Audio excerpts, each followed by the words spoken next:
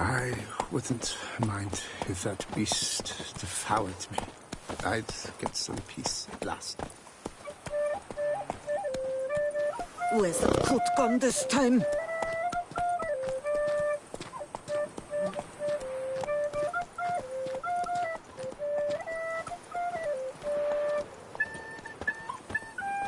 Here in Beauclair, all's right and fair.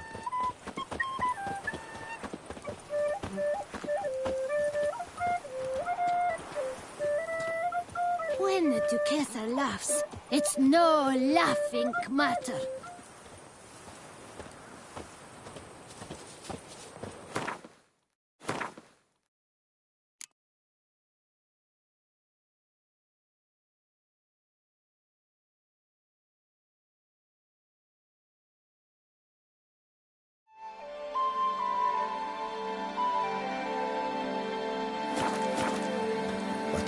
Drops of wine, and lo and behold, I see better.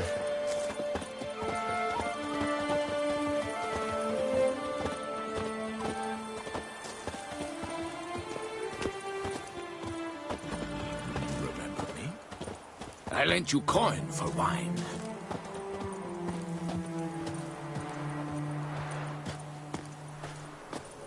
Some perfectly yanked off. Look, but don't dare touch. They say the people run to back the time. Scary.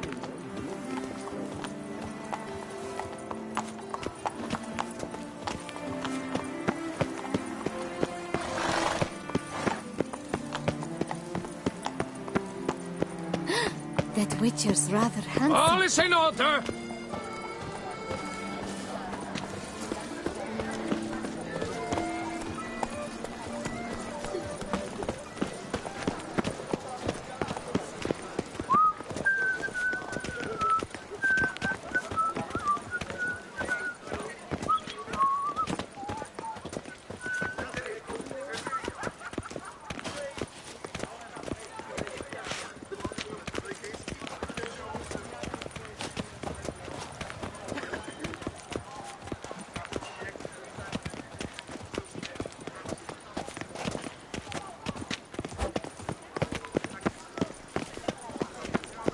No two ways about it. Your reputation precedes you, Geralt.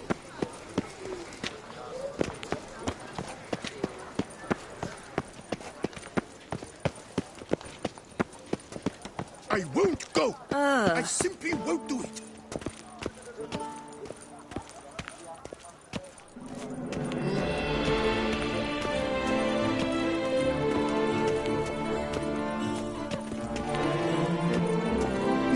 In Beauclair can be quite dear.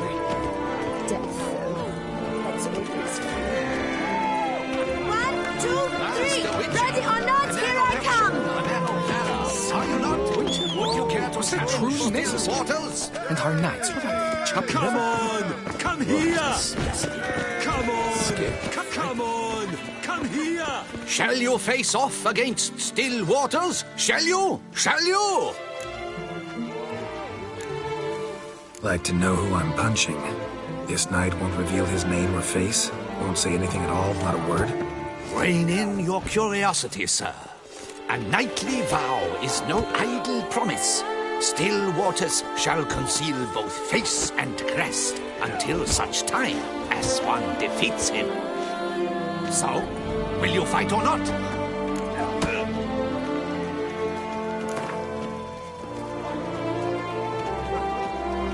I challenge you to a duel.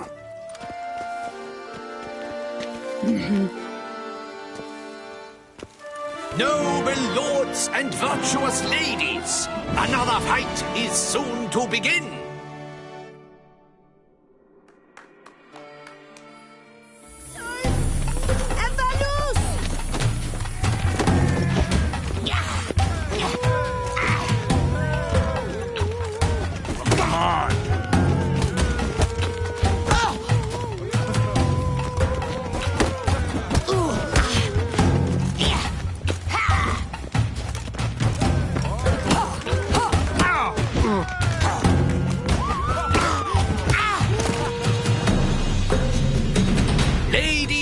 Gentlemen, the Witcher defeats the previously invincible still waters. And what about it was?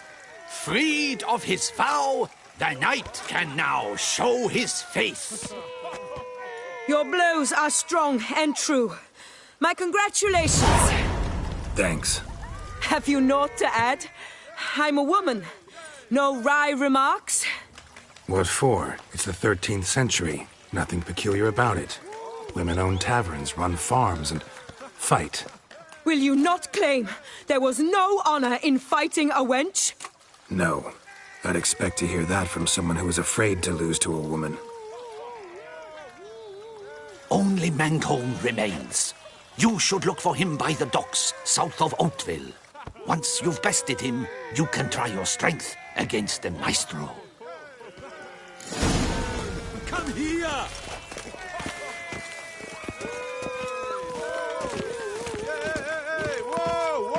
The North must be a terribly barbaric land.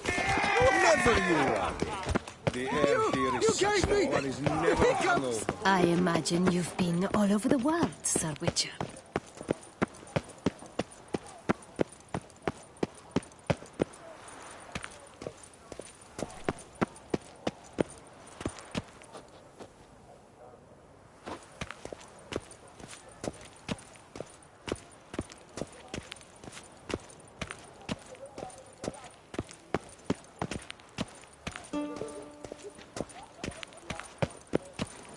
I wonder how much a witcher pays in Texas.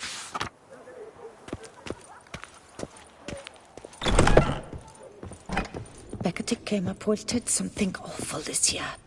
Welcome. Herbs freshly picked, dried, powdered. Whatsoever your heart desires. Let me see what you got.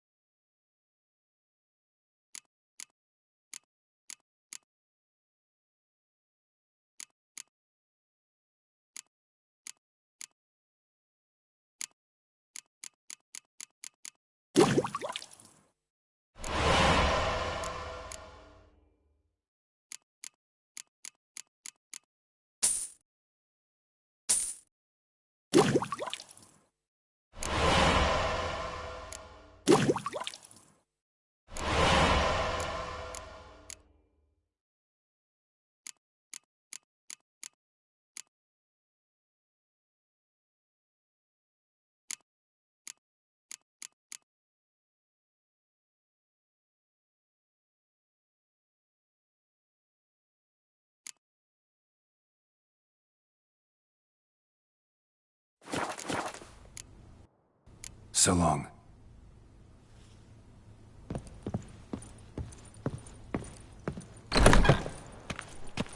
Another murder by the horrid beast! Milton the Peyrac falls victim to his own cowardice! The beast of Beauclair has struck again! Citizens, beware of the beast! Turn your trembling hearts to the good book! You will find solace there! Ladies, gentlemen, Dupont and Sons, all manner of goods and services, cheap! Greetings. A witcher from the School of the Wolf, here in Toussaint. Greetings. I'm Lazar Lafargue.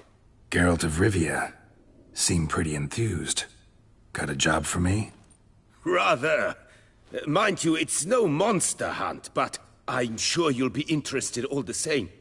I'm an armorer, see, and I've for years sought diagrams for witcher armor of exceptional quality, Grandmaster level. Heard of them. Never seen any, though. Thought they were lost. Not quite. For I've been lucky enough to learn that their holders came to Toussaint. Alas, they then perished, but I know where.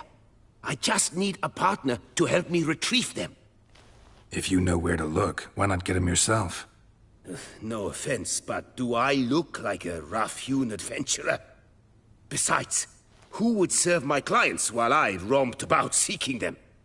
No, I rather leave it to someone familiar with such matters. Bring me the diagrams, and from them I'll forge for you whatever you fancy.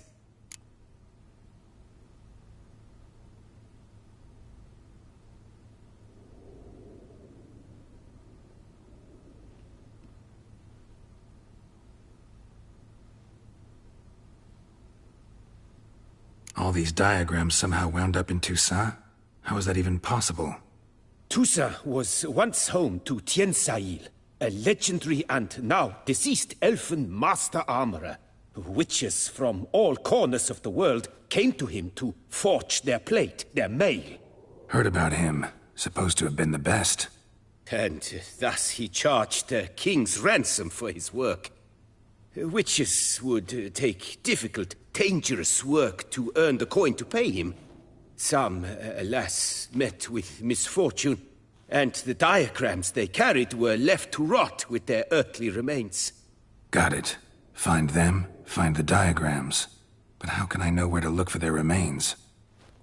As it happens, I learned my trade at Tensai's side.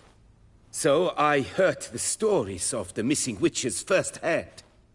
What he told me, well, that is what discouraged me from seeking the diagrams out myself. We must strike a deal. I shall tell you all I know. In return, once you've found the diagrams, you will let me draft a copy.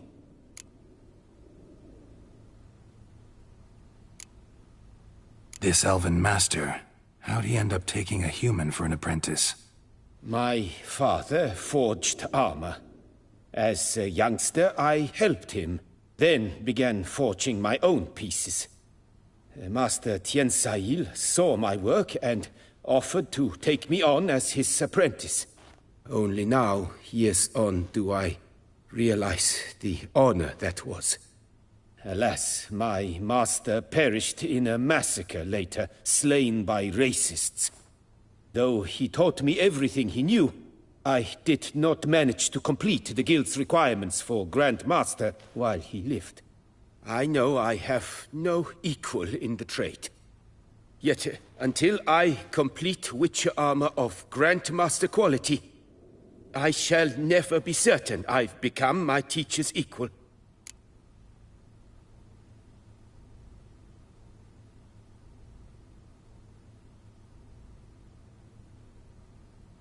Where do I look for these diagrams? I know of 5 likely fallen witches, each from a different school, of the wolf, griffin, cat, bear, and manticore. Which should I start with?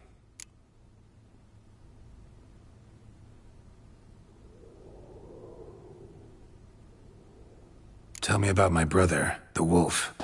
His name was Aton. I remember him well. My master liked him, helped him find a safe, yet well-paid contract. A few years ago, an archaeological expedition arrived in Toussaint from Castel Gropian. They questioned my master about the elfin ruins at Termes. He warned them of the danger there, and recommended they take Aton as an escort. What kind of danger did he mean? Any idea? Legend claims wraiths haunt the chambers beneath Termes. I cannot say if there is any truth to this, but both the scholars and the Witcher disappeared without a trace. School of the Manticore. Probably know the least about it, though once, long ago, wore some armor forged there. My master said the Manticores have their fortress in the far east.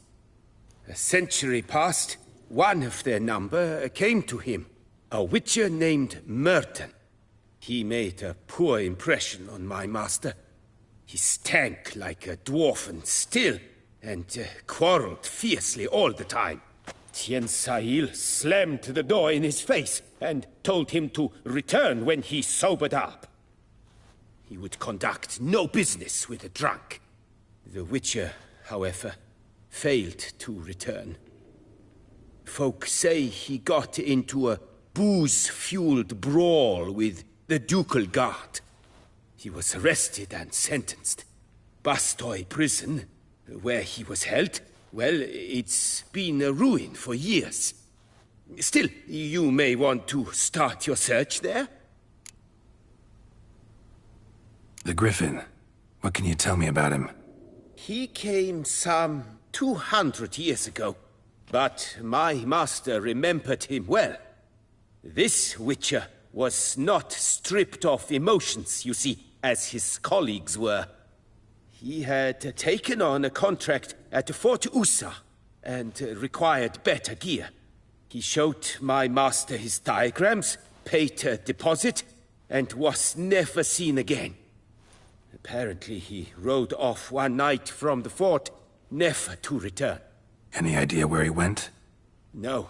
It said he left in a rush, so he may have left something behind. Only ruins remain of Fort Usa, but you may wish to search them.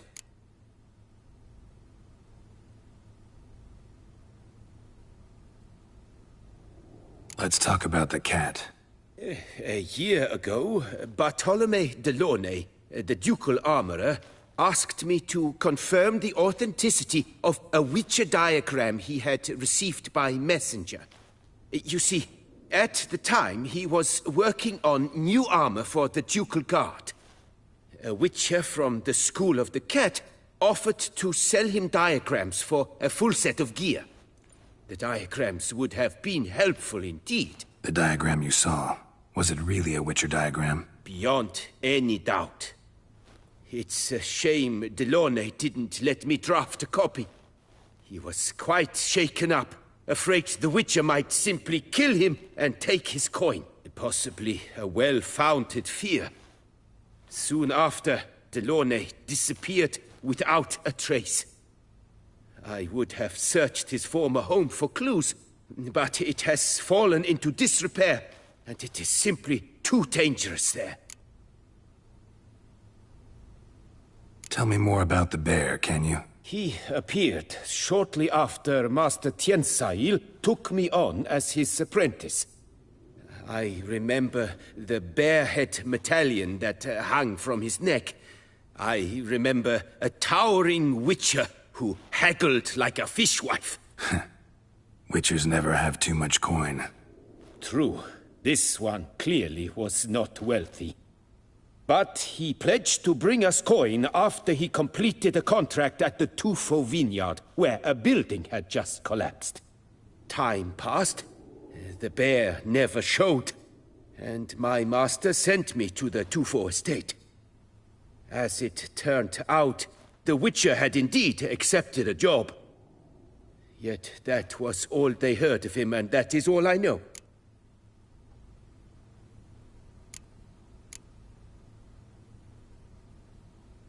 Would you craft something for me? Of course.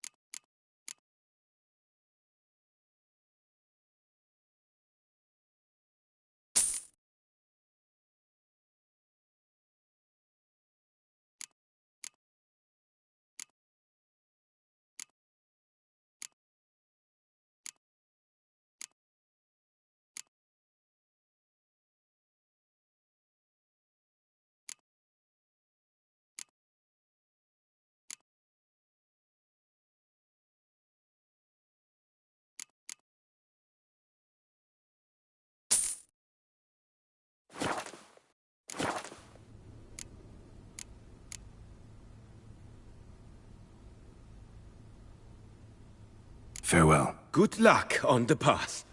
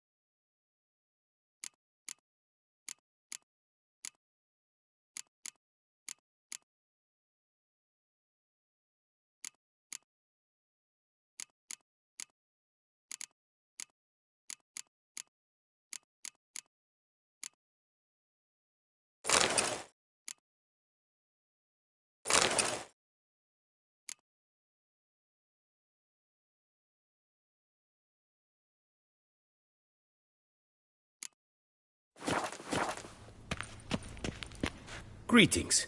I hope your search goes well. What do you have on offer?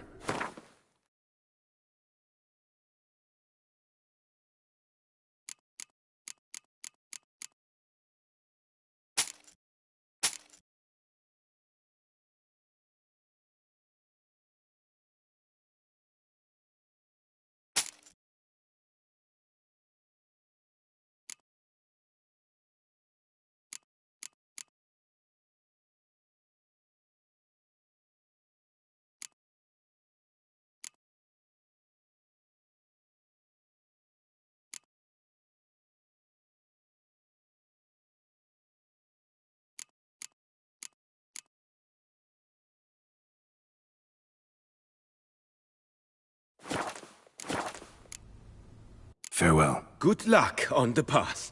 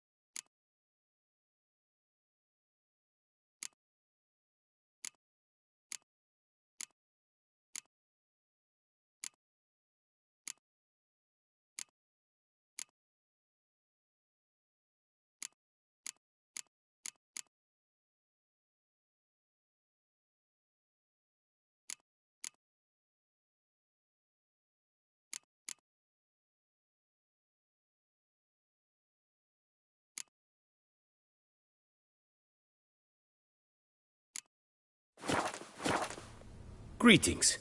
I hope your search goes well.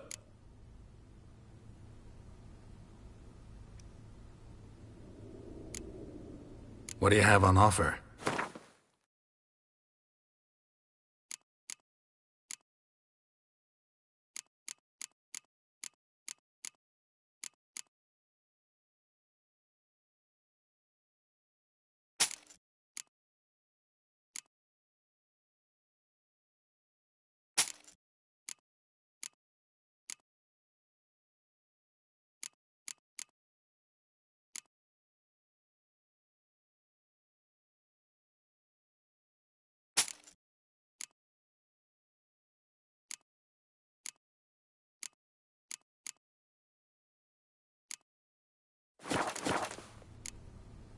Farewell. Good luck on the path.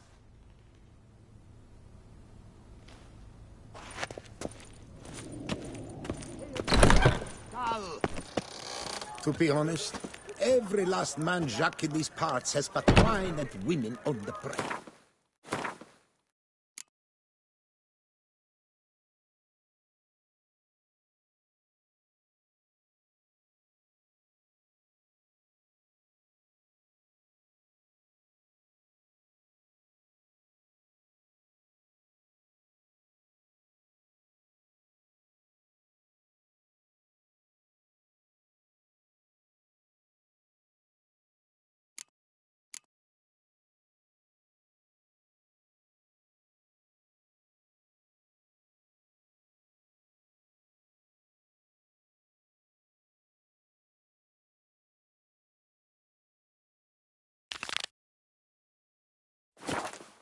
Another murder by the horrid beast!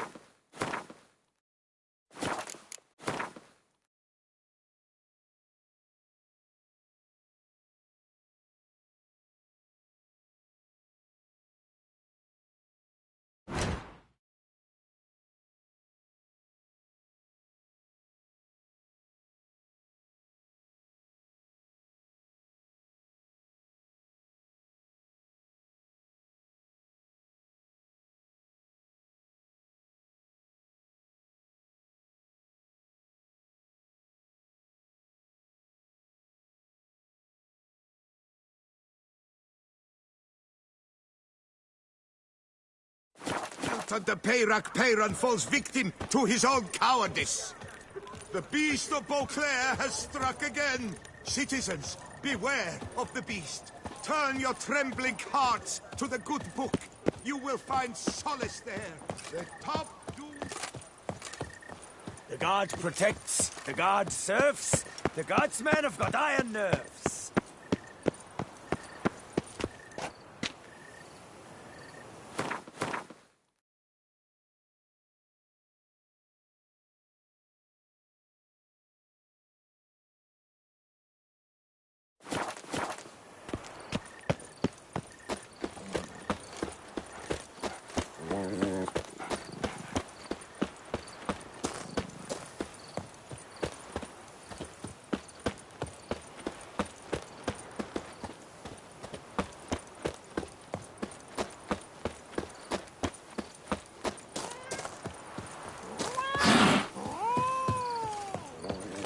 Best cure for the beast. A witcher.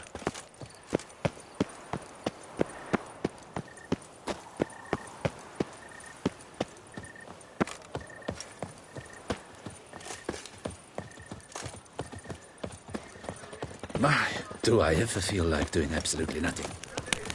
What is they call you? Gervant. I'm my own master with a bottle in front of me. So the sun will rise and space the world with light. And my will and me will make love till night. The famed Geralt of Rivia, lover of witches and succubi.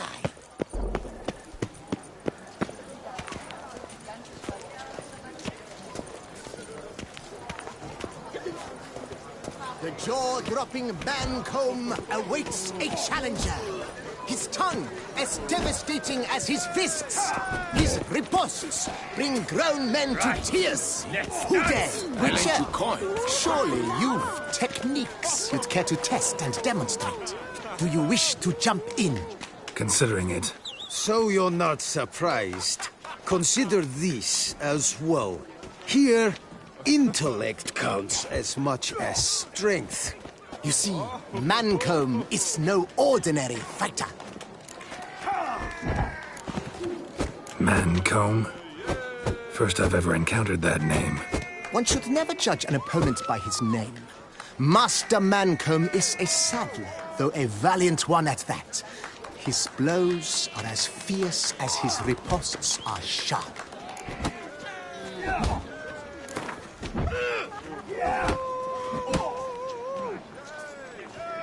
Fine, let's start.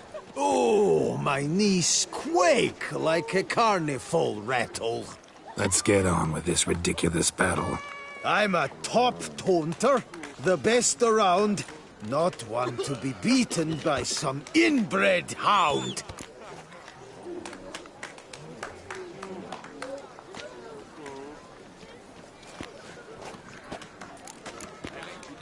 Fancy insults, not my thing. No other more effective means.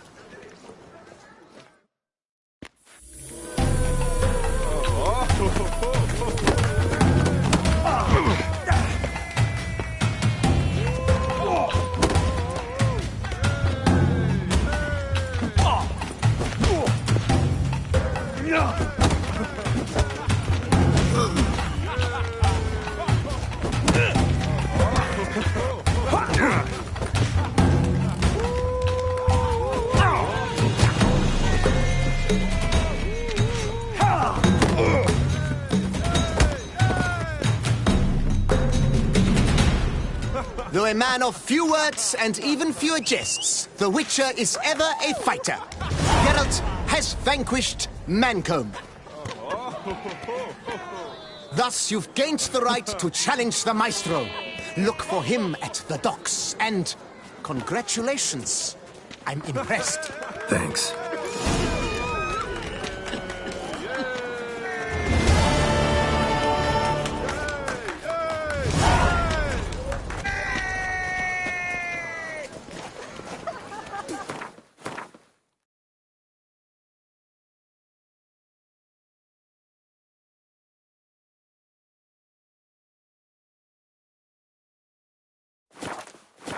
Lads, charge! Take you for a ride! Oh, blast. I hawked up a bit of sick. There's never been a frown that couldn't.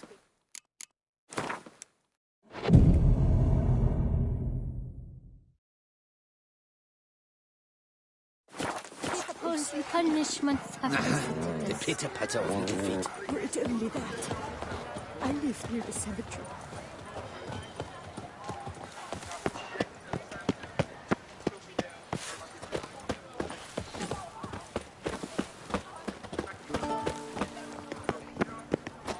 What is they call you?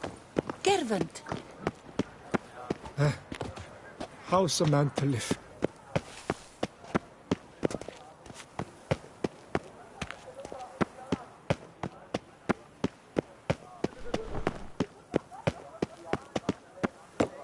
A smashing place we have, eh?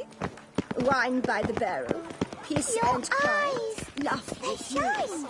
Wow.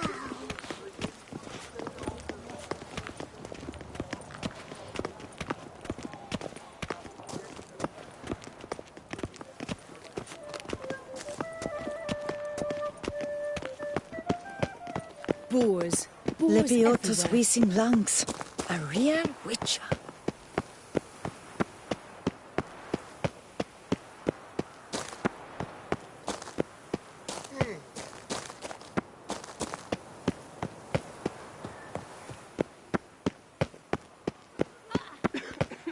A witcher goes a-walking, a-walking, a-walking.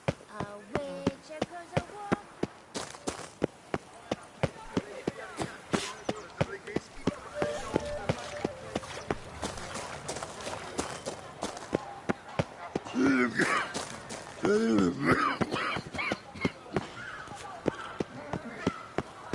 Come now, sir, toss us a coin.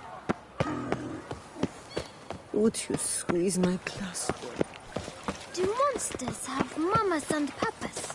Better to die of drink than of boredom. Oh, my belly roars and growls. A witcher I may not be, but I always find the bottle promptly. I've got a card too! Here, on my cart!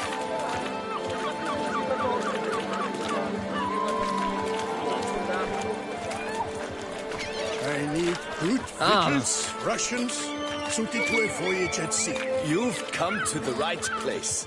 None better in all Bulgaria. Hey there, You then, all say how that. much for your Then wool? I A port lot, my ship and and make treble my for guts you. as twisted as a bride. You're to take less from me, haven't you heard? I'm called the Sea Serpent. Because I slimy and have but two teeth, no doubt. If that beast devoured me, I'd get some peace at last.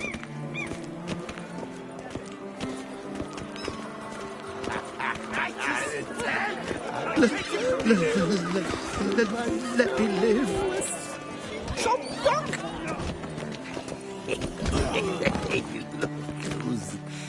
That's white. You either drink with us or you're against us. Geralt. This where I find the boxer they call the Maestro? Maestro, champ, the undefeated. Folk call him many things. You are the Witcher who dropped the 3 lesser champions? I am. Come to fight the Maestro, but seems to me he's indisposed. Alcohol is the Maestro's remedy for his crippling shyness. He's a delicate man, you see. He'd never so much as hit a pillow while sober. Fighting sobers like dancing to silence.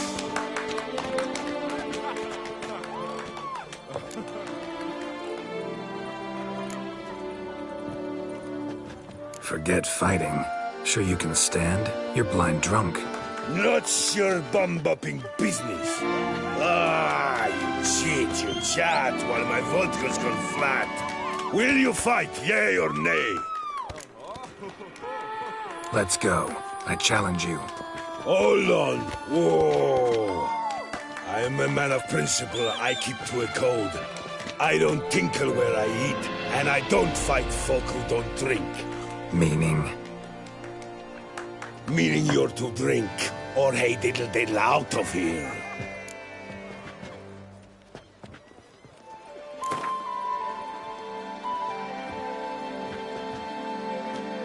Sheesh. Fine. Mesdames, messieurs, the maestro will perform at last.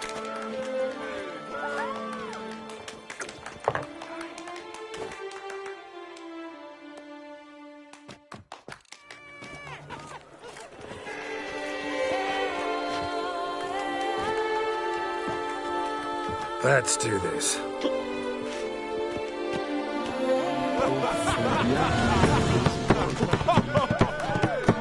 When I chop you, bumble!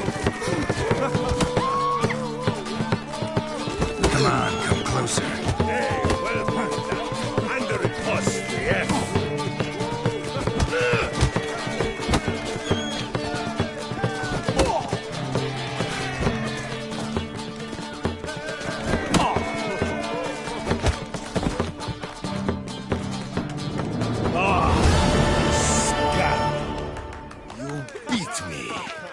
It's not happened in years.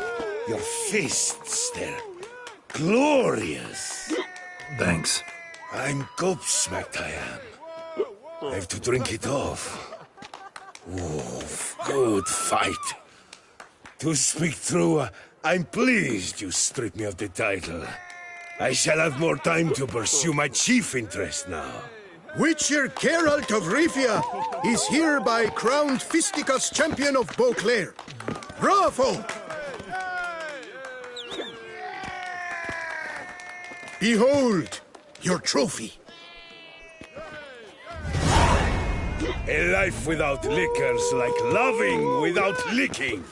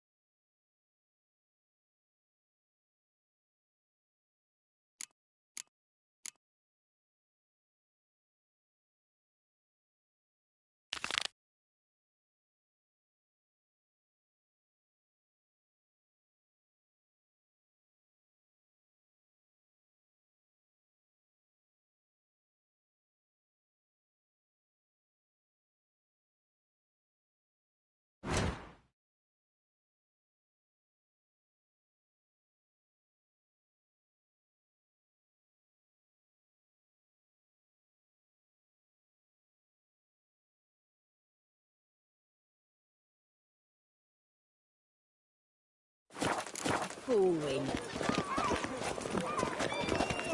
Oh! Oh!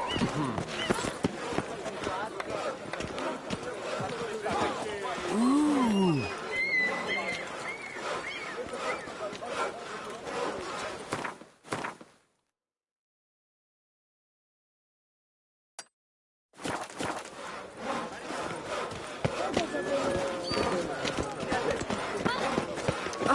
Get off.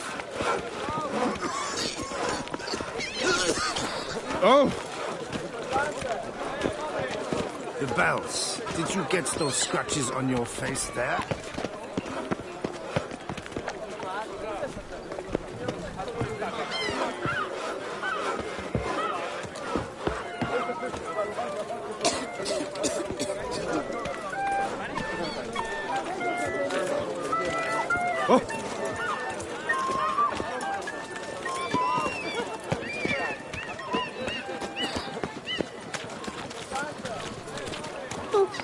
Greta, you up for a plow? I'm no Greta. That's not what I asked. A bosom in the hands will fall on a wench.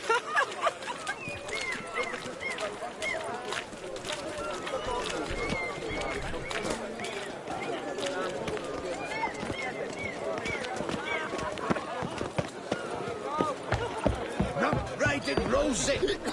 It always gives me trouble. Diddly dog. These hiccups.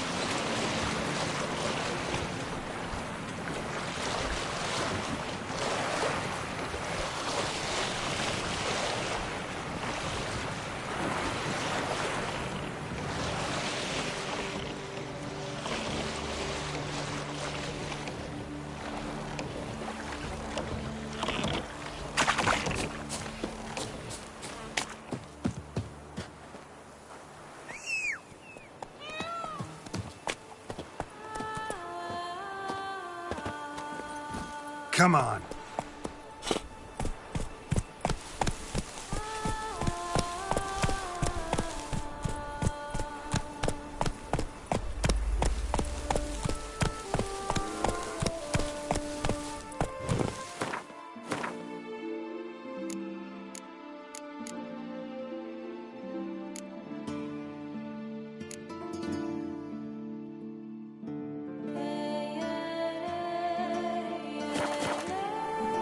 Let's go!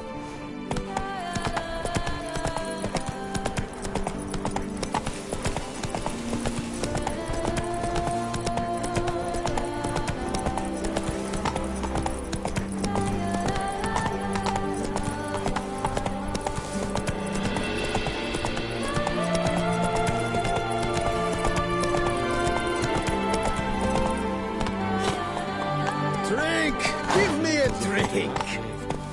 It's made its lair there. It's swallowed Phil and whole.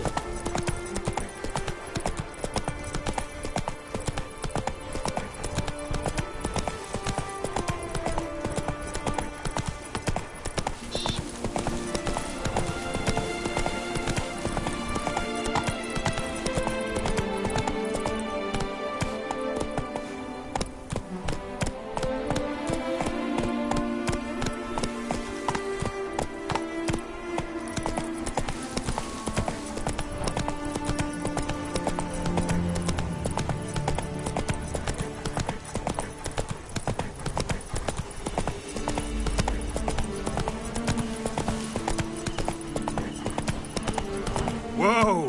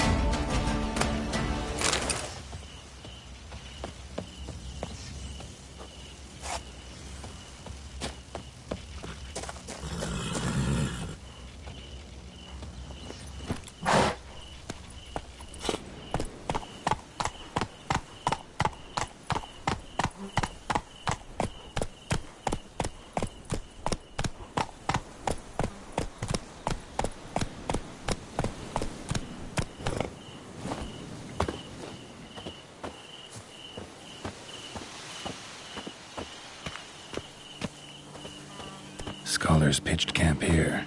Should look around.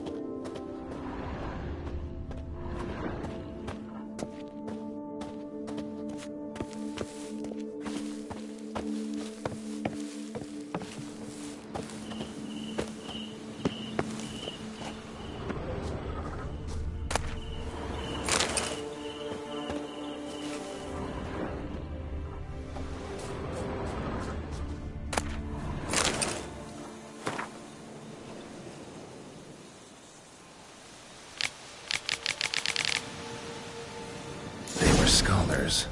Should have guessed the passages inside were blocked for a reason. Good thing they didn't try to go in there without a witcher.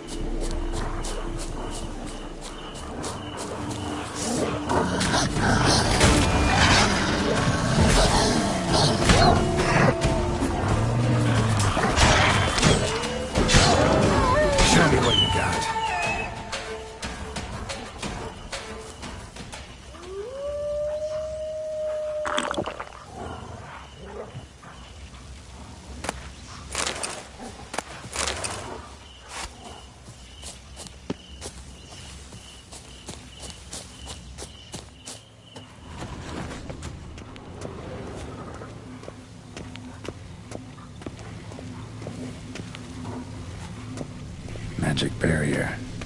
Got a bad feeling, damn it.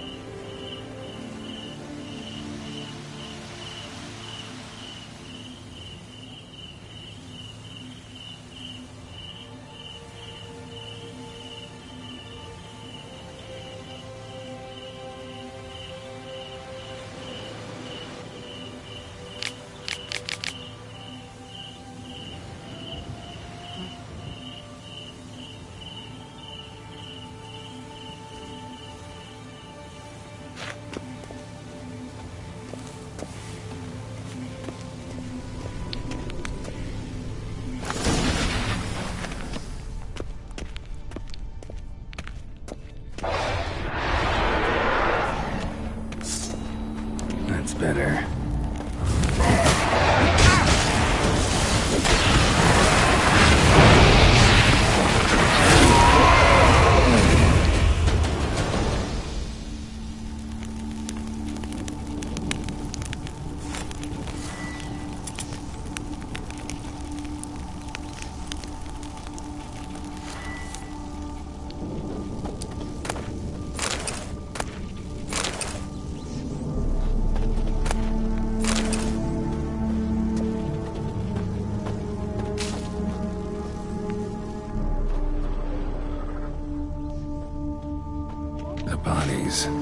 Seems they were running for the exit.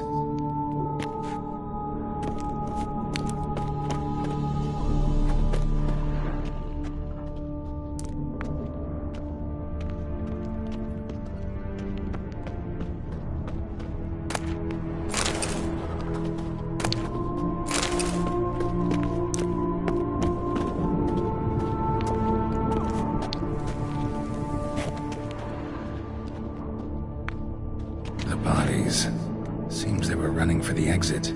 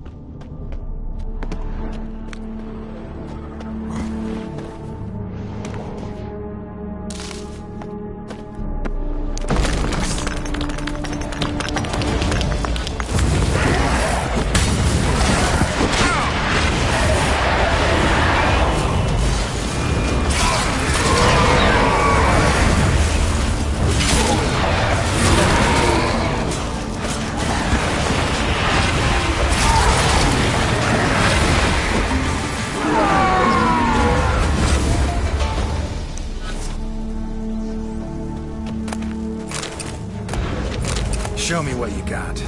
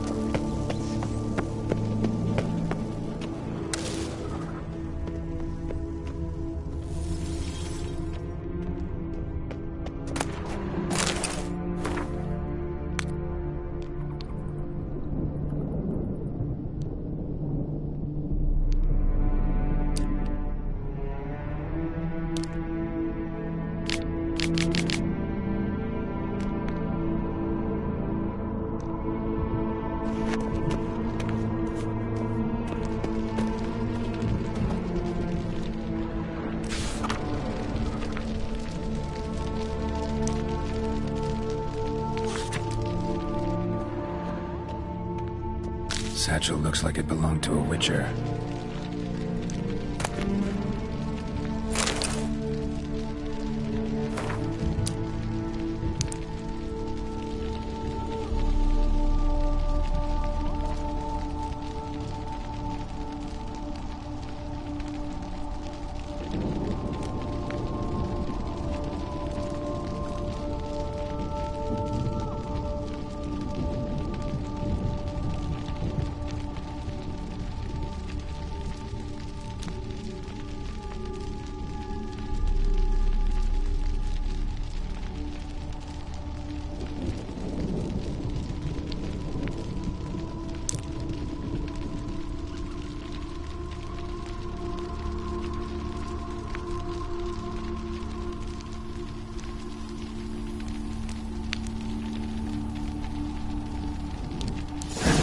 Toussaint at Vesemir's request. Interesting. Two bad things ended here for this wolf. Not many of us left alive.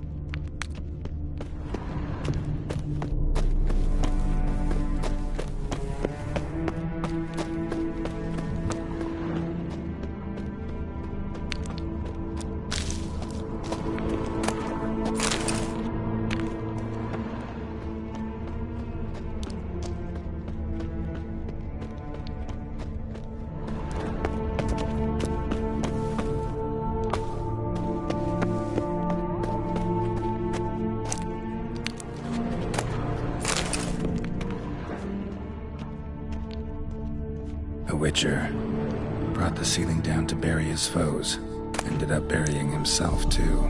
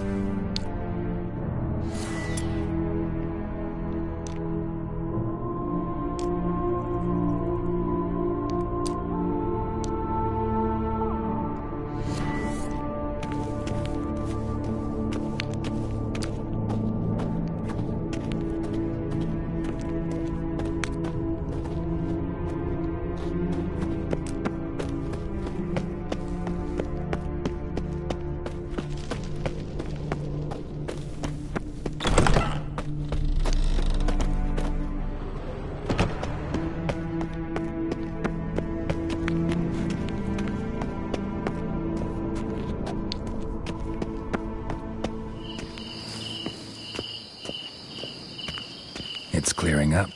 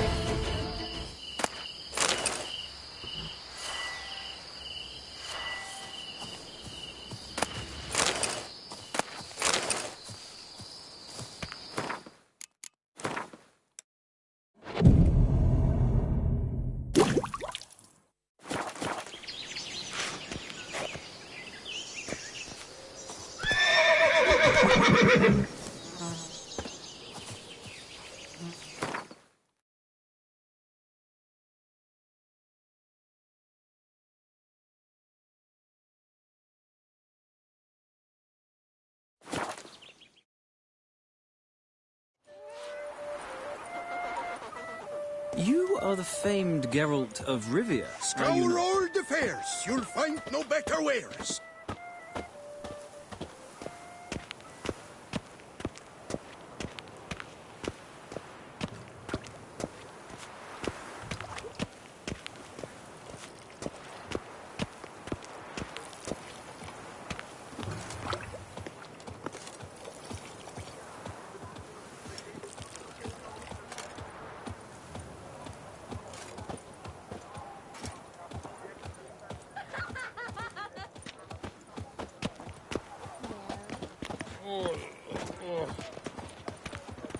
Women love tears, men prefer wine. Another murder by the horrid beast. Milton de Peyran falls victim to his own cowardice. The beast of Beauclair has struck again. Citizens, beware of the beast. Turn your trembling hearts to the good book. You will find solace there. A friendly reminder from the Beauclair Coopers Guild. Oakwood barrels, the best barrels around. Special discounts on purchases of 10 or more.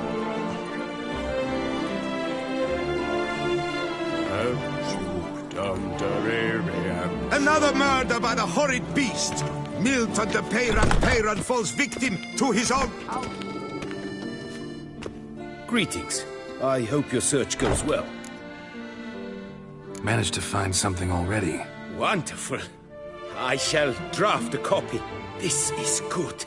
This at last will earn me the title of Grandmaster. I thank you, Witcher.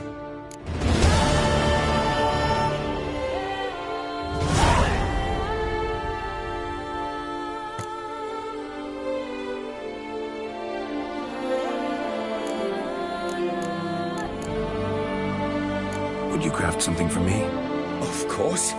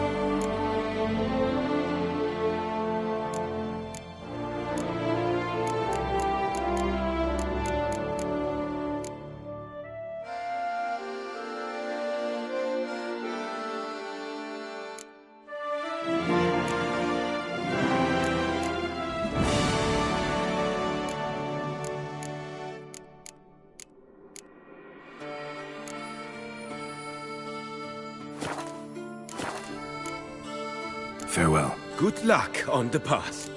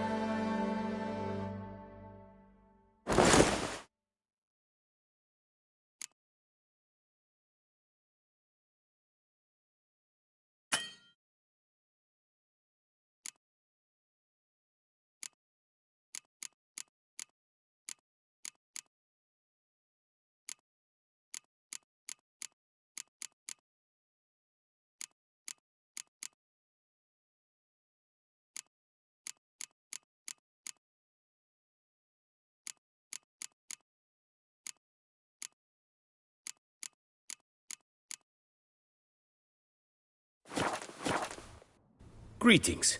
I hope your search goes well.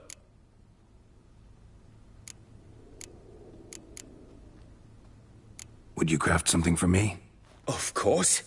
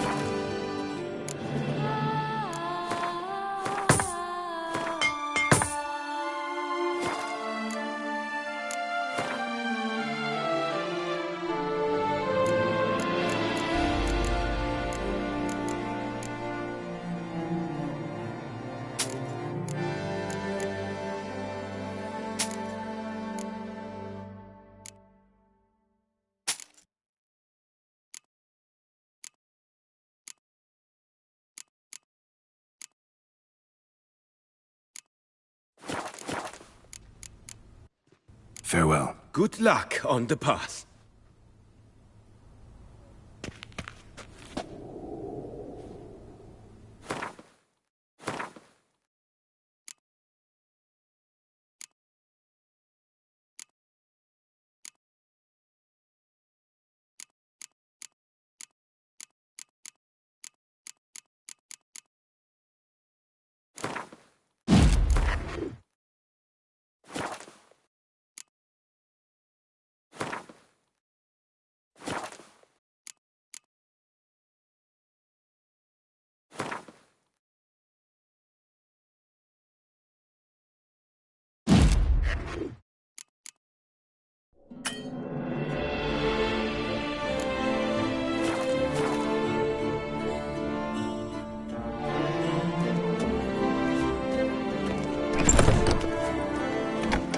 Truthfully, only a witch.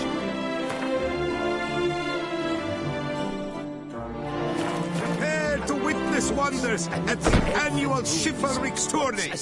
Surfing as patron this year, Lady Vivienne de Tabry. Valiant knights from all corners of the world will vie for the title of tourney champion. Tickets still available, but certain to run out quickly.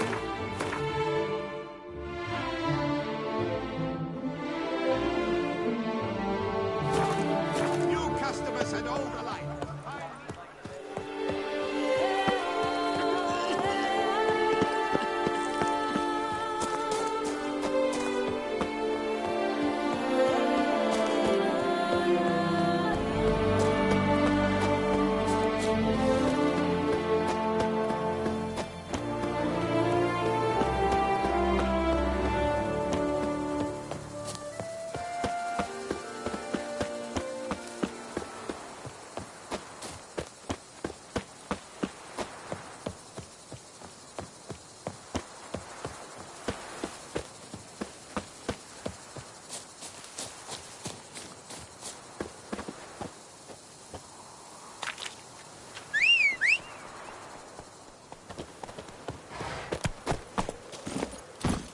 That's it, Roach.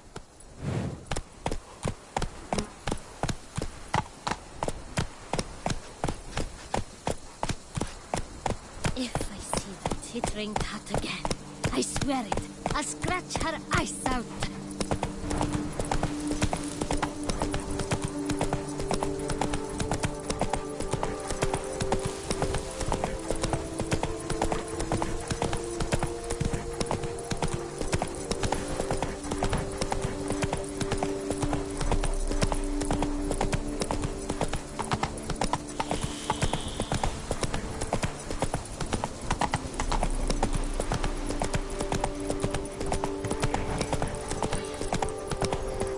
Come on.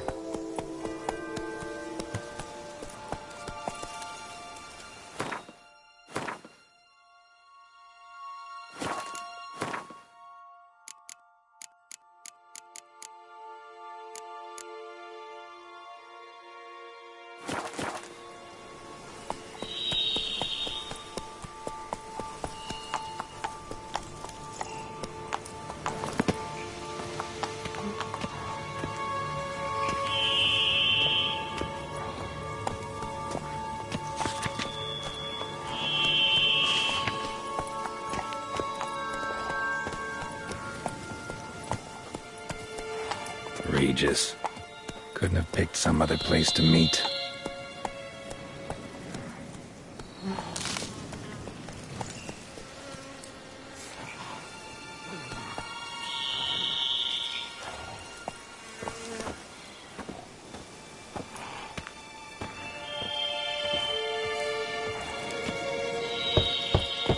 Regis! Damn it. Locked. No way I got the place wrong. This is it. Gotta be another way in around here.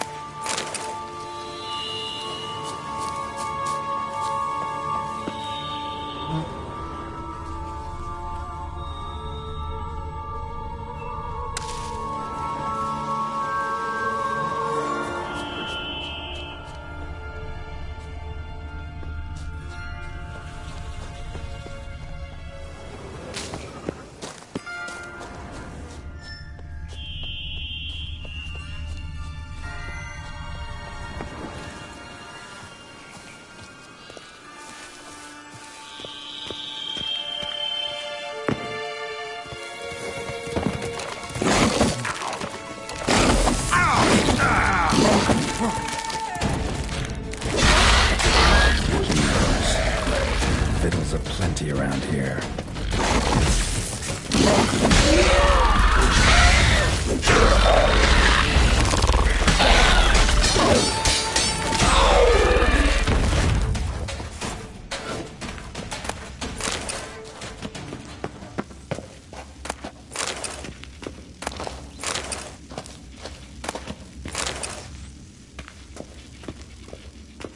Kicking more eggs. Need to incinerate these to ash.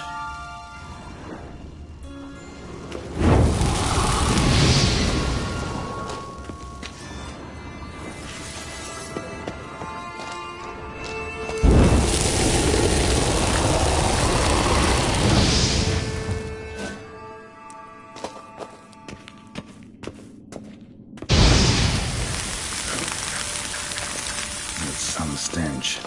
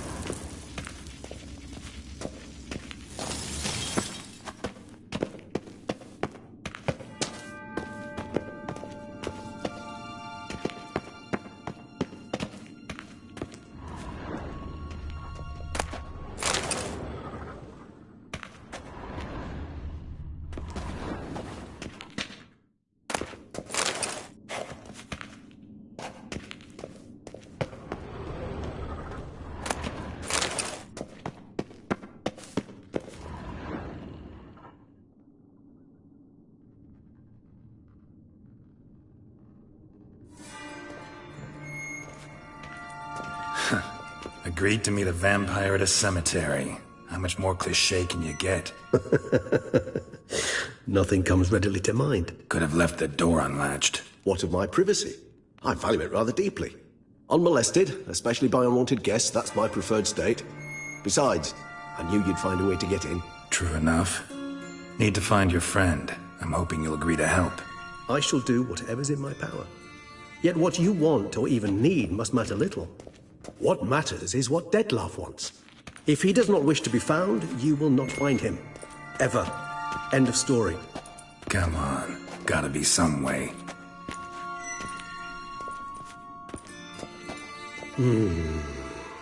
Vampires can evade detection by the senses, and no divination magic works on us. Even the most precise megoscope would be useless. And this? Could this help? Wherever did you get that? Off one of the beast's victims, found by a bend in the river. Body was chopped in pieces. 3 of those pieces were hands. Hand with the ring seemed the odd one out, but Bruxa had taken an interest in it.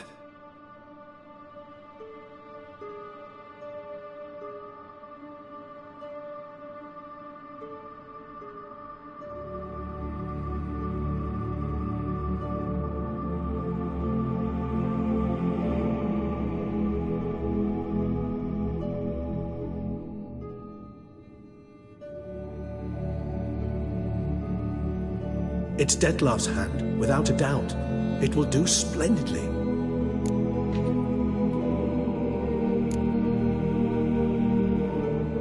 Can't you just summon Dettlaff?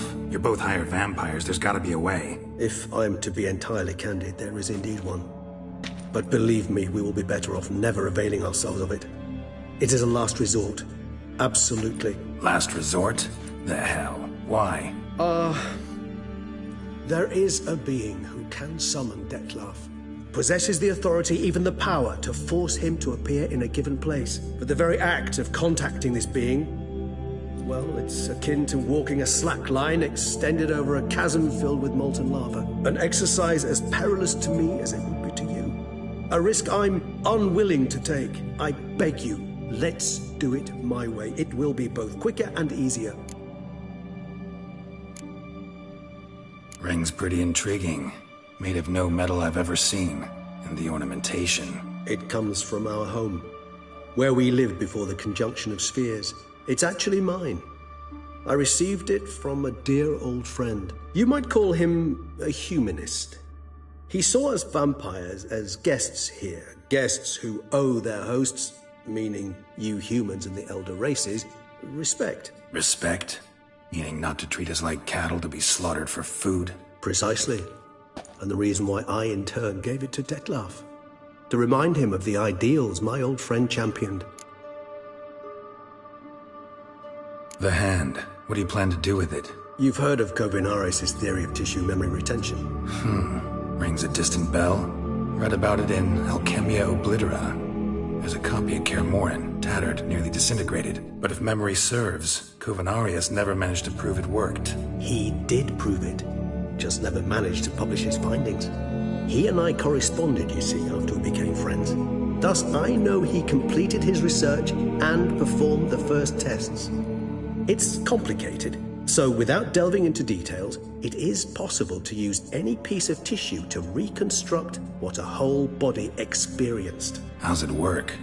We need any special equipment? We must brew a decoction which Kovinaris gave a rather poetic name, resonance. Once imbibed, it sends one into a trance similar to that induced by narcotics. This triggers visions of events linked to strong emotions experienced by the tissue's owner. Picture it as dreaming a fragment of someone's life. Any chance we might see what Detlef was doing just before he lost his hand? Indeed. Though I also hope resonance will reveal the location of Detlef's hideout. Kovinaris spent half his life proving his theory. Wild guess. Making a dose of resonance won't be easy. You guessed correctly. In addition to Detlef's tissue, we shall need a powerful occipital lobe stimulant. Effectively a poison, to make one susceptible to visions. Well, got a few ingredients to choose from. Unfortunately, all are pretty rare. There's Mamoon glands. The closest ones I know of are in Vizima. A spotted white saliva would also serve, but they were culled to extinction over a century ago. Could go with a kobold's eyes, but the creatures are sentient. Rather not gouge one's eyes out. Given that we lack the time to sleuth this out ourselves, permit me to summon some help.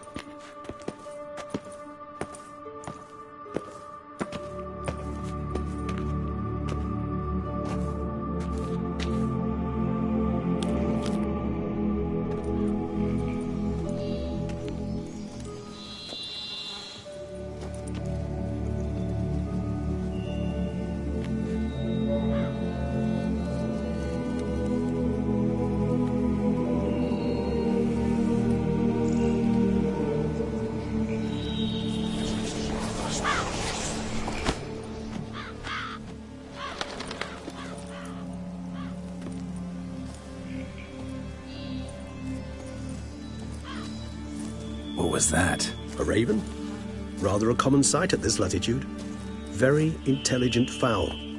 I asked him to look for the creatures you mentioned. Him and his brethren. Perhaps they'll find one in the area, and I would hazard that a flock of ravens will spy any said creature faster than a solitary witcher would. With all due respect to your skills, my friend. It will take them some time, nonetheless. So, perhaps you'd care for a snifter of mandrake.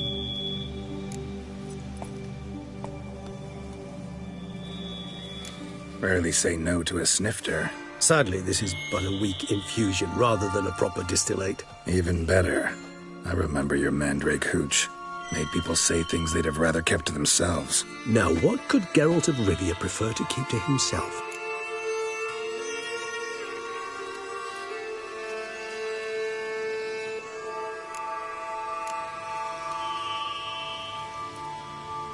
Everyone's got some secret. I agree wholeheartedly. I also believe it wise at times to share one's secrets, unburden oneself to those one can trust. This your sophisticated way of asking me if I trust you? I prefer almost always to asking directly. It seems a test of intelligence, one you just passed. Maybe you should go first. Reveal one of your secrets. After all, you vampires lead very interesting lives. Anything in particular interest you? Always fascinated me the way vampires can regenerate. A hand growing back is one thing, but Detloff recreating you out of a wet smear? Something else entirely. A difficult and laborious process, but one that's possible, as my presence proves. But I've heard you too had quite the adventure. They say you lost your memory. For a bit, but Triss helped me get it back. Actually, pretty damn lucky I only had amnesia. Yes, you humans are rather buggered in those terms.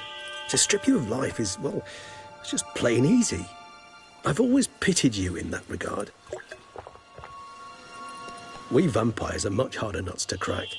If a member of another race kills one of us, we can be reborn with a living higher vampire's help. However, if one of our own strikes the deadly blow, death is permanent. There can be no rebirth. One of the chief reasons why vampires long ago swore never to fight one another.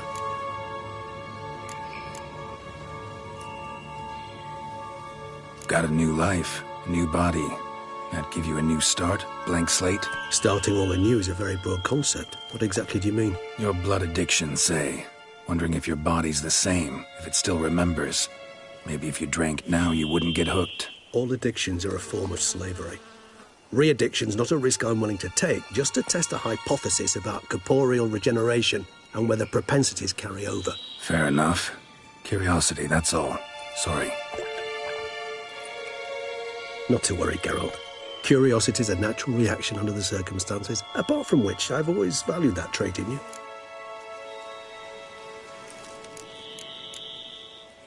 Gotta ask you the big question. One everyone wonders about. What happens after death? You wish me to tell you if the human belief in the gods is well-founded? Well, that I do not know. We vampires differ exceedingly from you humans. Our matter, that of which we are composed, can exist without form. We require neither a heart, nor a brain, nor air to breathe. But were you dead? As humans understand death, yes. Feel anything? Understand anything? It's rather hard to explain. I felt something very unsettling.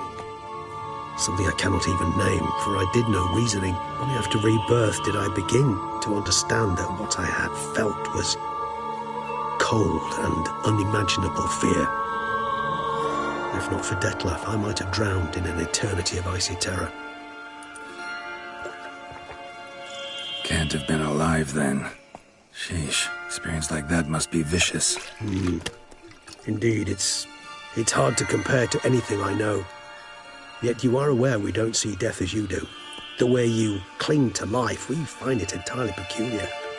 You are mortals, ergo it's a foregone conclusion. You will die. It's but a question of time. Thus, I often find myself wondering why you try so very hard. To die at 20 years, 40, even 100, what's the difference?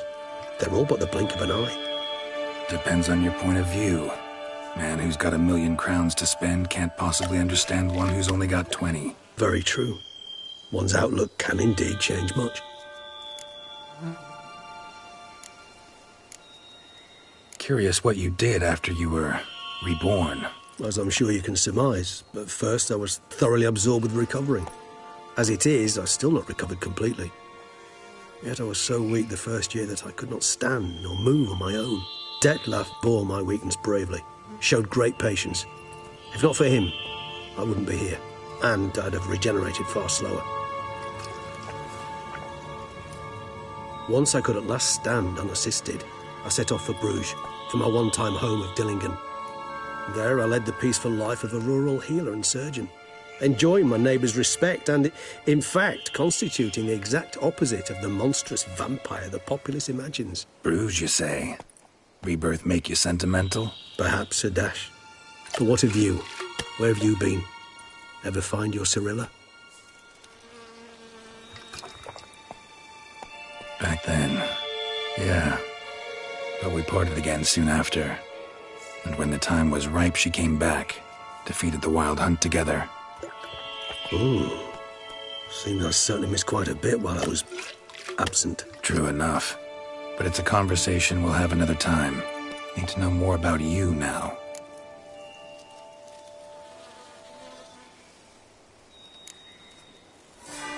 All right, give you one question. What do you want to know? One question to ask one as fascinating as you, Geralt. Cruel parsimony, I'd say, but I shall do my best to make it count. If you were to die and be reborn as I was, in your new life, would you choose to be a witcher?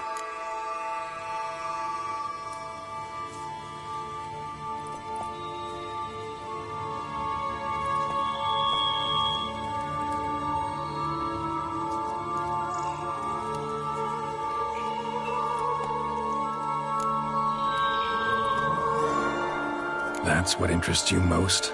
Whether I'd like to be a witcher again? Many things interest me, but we've not much time left. Please answer. Never chose to be a witcher.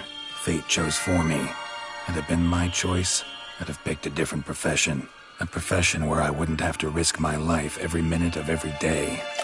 Maybe even one that'd earn me some respect. Thank you for being honest. Honesty is an attribute of the truly brave, and thus a privilege of the very few. Still no sign of your winged friend. Sure it understood what you wanted? Dead certain. Let's wait a bit longer. It'll return soon, don't doubt that for a moment.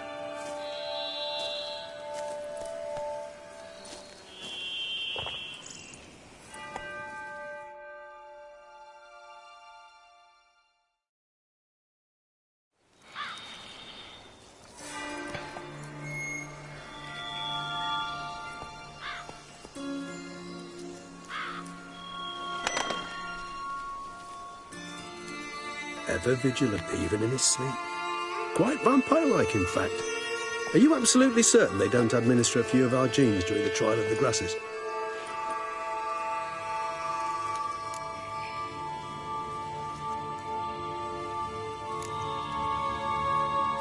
Appreciate the compliment. Got something for me? You were right. No kobolds or mamoons for miles around. Knew it. Allow me to finish.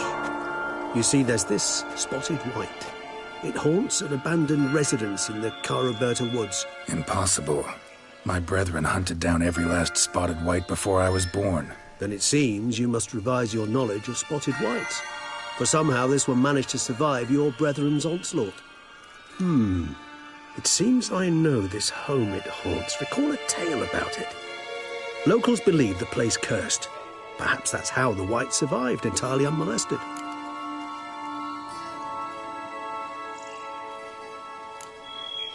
Wights rarely appear in the woods, even less likely to find them in abandoned human homes. They inhabit remote wildernesses, old abandoned cemeteries. What's your point? This might not be a spotted wight after all. Your little helper might have made a mistake. I sincerely doubt it. Ravens are devilishly intelligent creatures, and they've highly developed observational skills. What exactly did they observe? The area around the estate. It's covered in spoons. Spoons? Spare me the skeptical smile. I'm but the bearer of this news. Or perhaps this spotted wight is a hoarder. Or the spoons are somehow related to the curse. Know anything else about this curse? I don't recall much in particular. Really don't attach much importance to such things. It was mentioned to me as an anecdote, no more. Come on, search your memory. Something, anything could be important. I believe it had a relation to hunger, or, perhaps greed, rapacity. Someone was punished for something... Textbook definition of a curse, pretty much. Sorry, Geralt, I try not to clutter my mind with the details of every far-fetched tale I happen to hear. What are your thoughts? A specimen of a species thought long extinct, and a curse in one place. That a coincidence, or are they related? Ah, professional curiosity. Personally, I've nothing against you delving into this dilemma, but please remember we need the wight's saliva. Nothing beyond that.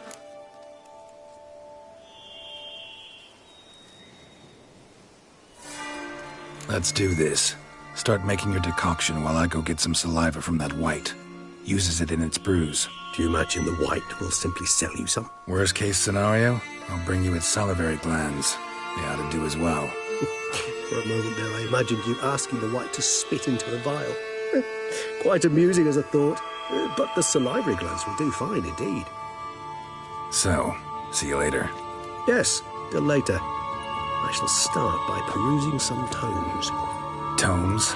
Thought you were gonna make this decoction. We require one last ingredient. Alas, obtaining it could prove a trifle toilsome. Thus, I hope to identify a suitable alternative. All right. Good luck. And to you, my friend.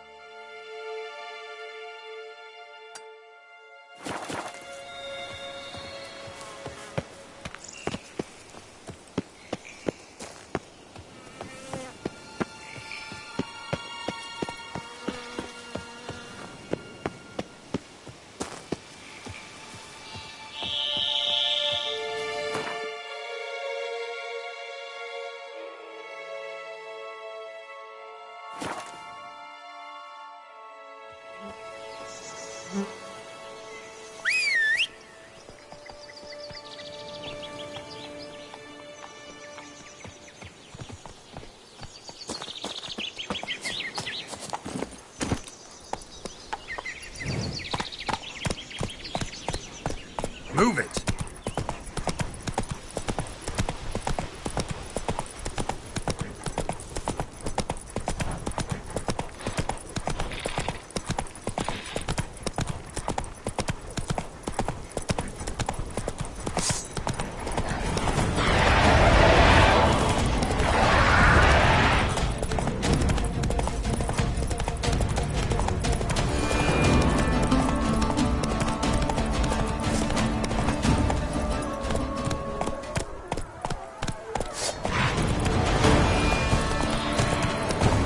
Guests.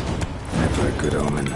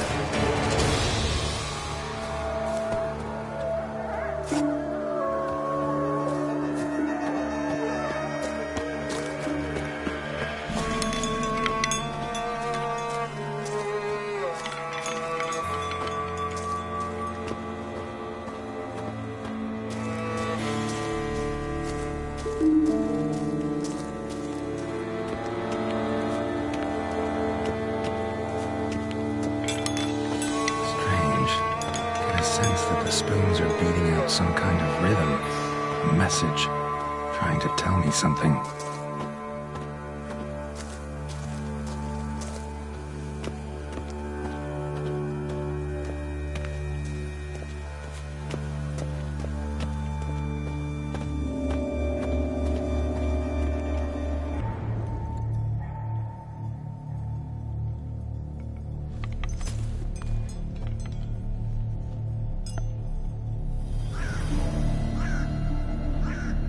None shall sit and dine with you at your table. No spoon you have shall say to you, never again shall you wish to spy your reflection in the mirror. Sounds like a curse, all right.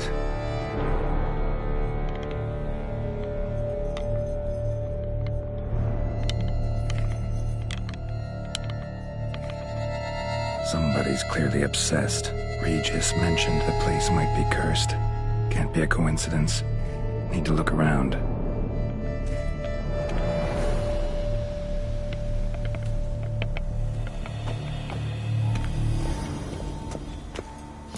Pigsty. Need to search it thoroughly. Find a way to collect some white saliva.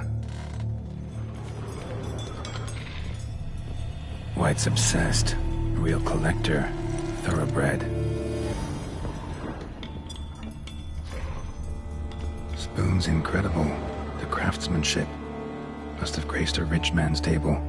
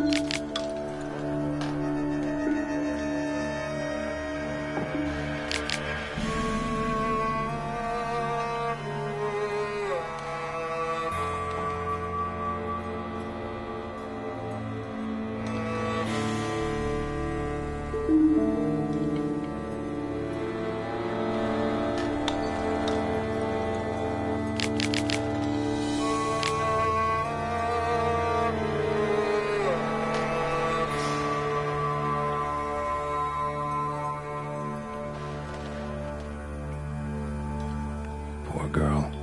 Realized she was changing into a monster. Recorded it in her diary.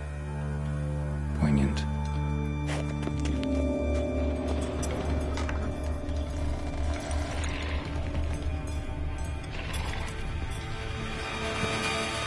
Smashed mirror.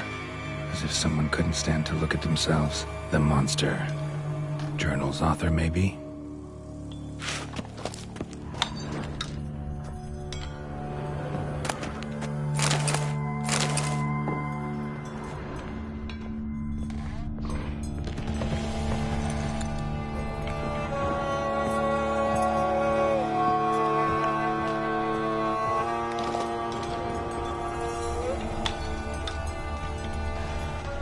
No spoon you have shall sate you.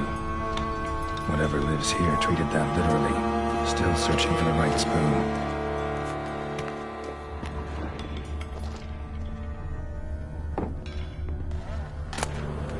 Slide key. Sophisticated crafting. Tag bears a description. Wight's a true collector.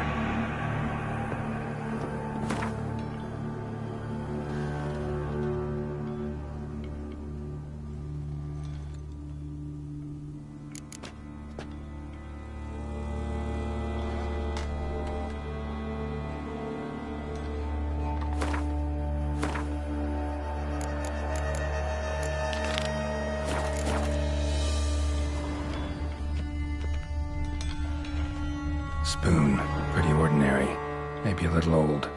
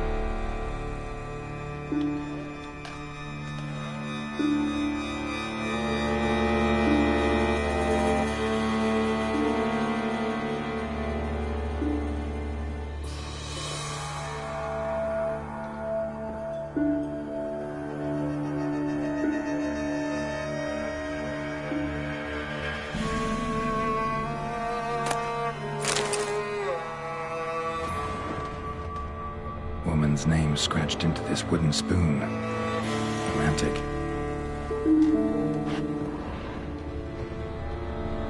Skeletons. Doubt they came here willingly. This have anything to do with the curse? None shall sit and dine with you at your table. It makes sense. Right arm bit right off. Teeth all knocked out. Somebody tried to force feed him. Broken neck, indentation in the skull's lateral surface, smacked in the head with something heavy. No claw or fang marks, probably choked to death.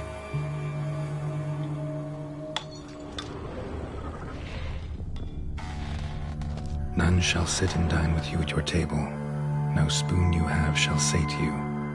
Never again shall you wish to spy your reflection in the mirror.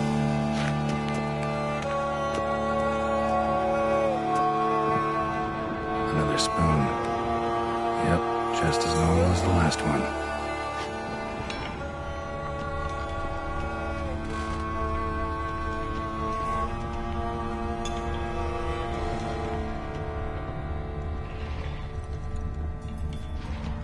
Wight's obsessed. A real collector. Thoroughbred.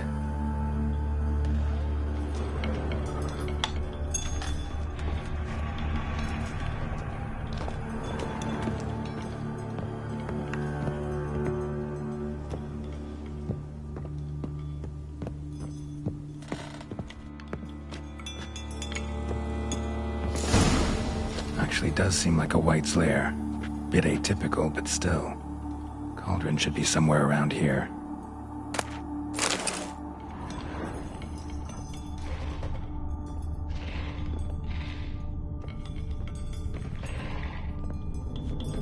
Spoon. Pretty ordinary. Maybe a little old. Cauldron I was looking for. White's not particularly tidy. Table's set. White who lives here is getting ready for some sort of feast. White that lives here, definitely afflicted by a curse, and it's been trying desperately to lift it.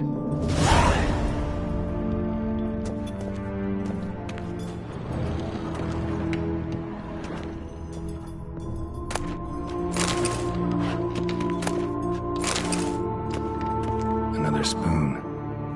Yep, just as normal as the last one. Cauldron's empty, unfortunately. Regis needs some brew. Afraid he won't get that. No choice but to hide and wait for the saliva glands and their bearer. Need a spot that'll let me observe the cauldron.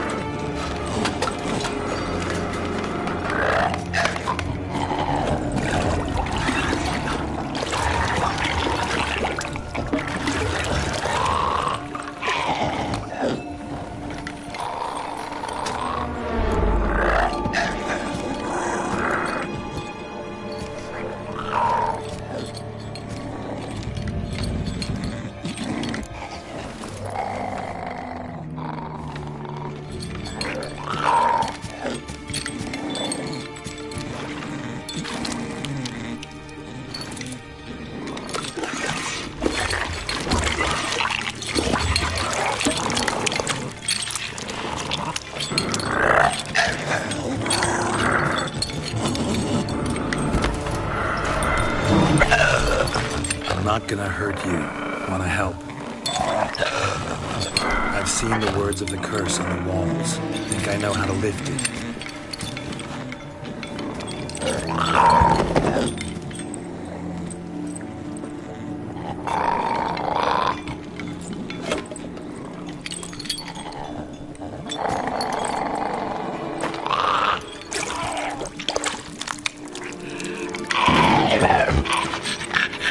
Tried to bring folk here, convince them to sit at the table with you, right? Well, I'm gonna be your guest now. Your willing guest.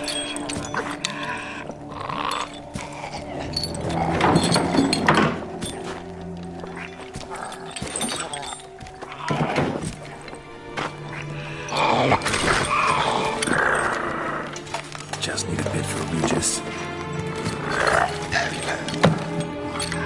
And now we'll tend to you.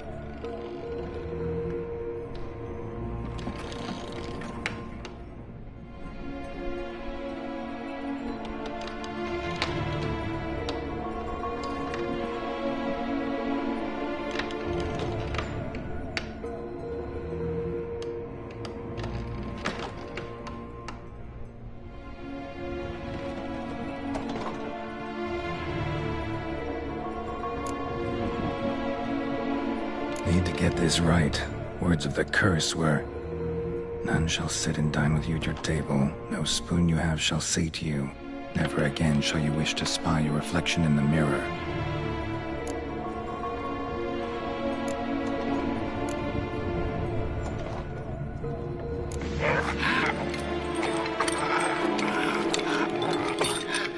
We can't use spoons. No, that won't work. You've been looking for a spoon that would feed you, but there's no such spoon. We need to eat without spoons.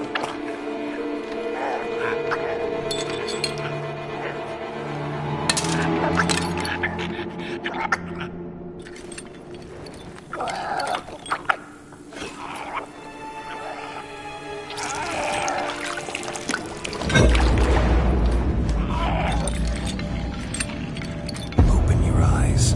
You need to see your likeness.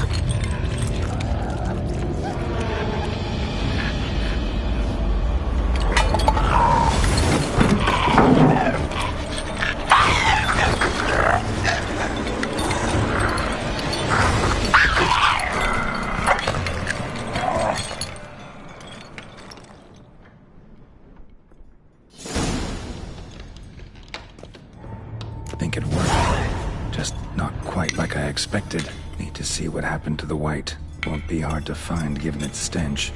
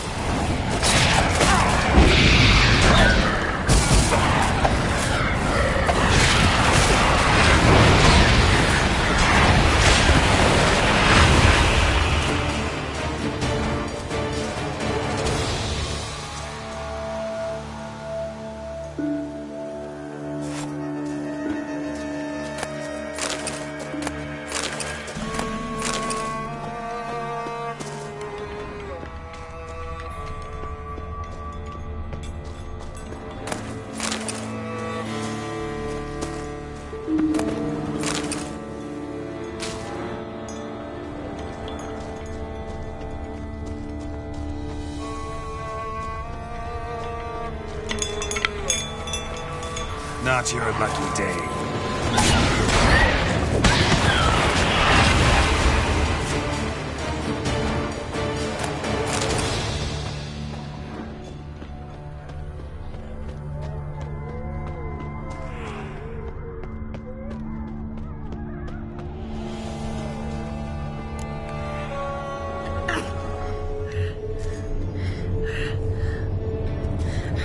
Shh, easy. Not gonna hurt you.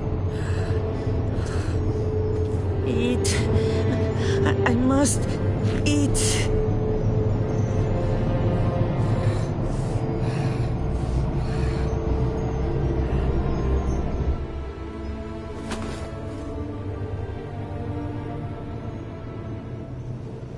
I'll take you someplace safe.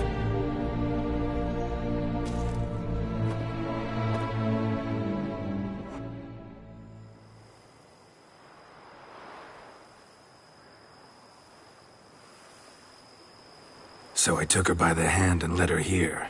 Seemed the only sensible place for her. You did the right thing, sir. She should recover quickly here. I'm deeply pleased, finally, to make your acquaintance, sir, though I do regret the specific circumstances. In all the commotion, I fear I neglected to introduce myself. I'm Barnabas Basilfolti, and by order of the Duchess, I am to serve as your major domo at Corfo Bianco. Nice to meet you, Barnabas Basil. Love to talk more, but got urgent matters to attend to. While I'm gone, please make sure she gets everything she needs. Don't worry, sir. I shall see to everything. She is safe here and in good hands. She'll soon be back on her feet. Might actually take a while. She hadn't eaten anything in over 100 years when I found her. Horrid. Whatever brought this about? Told me her story on the way here. Her name's Marlena. She was once the very beautiful and proud heiress to the Trastamara Estate. One evening, when she was holding a banquet for friends, a beggar came to her gate seeking alms. He had a bowl and a spoon with him. He sat outside her fence and waited. I've heard of the custom. An ancient rite of hospitality that obliges one to give food and drink to such a guest lest he depart hungry. To neglect the custom is to bring great misfortune down upon oneself. Marlena didn't care a whit for the old customs. She drove the man off, saying she'd rather feed the leftovers from her feast to her dogs than to give the beggar anything. The beggar then broke his spoon, cast a curse. She was beautiful, so he said she'd never wish to look at herself in the mirror again. Since she adored feasts, he swore no one would ever wish to sit and dine with her. And as she even refused him the crumbs from her table, he swore she'd never find a spoon in the world that would sate her hunger. A harsh punishment. I imagine lifting the curse was hardly simple.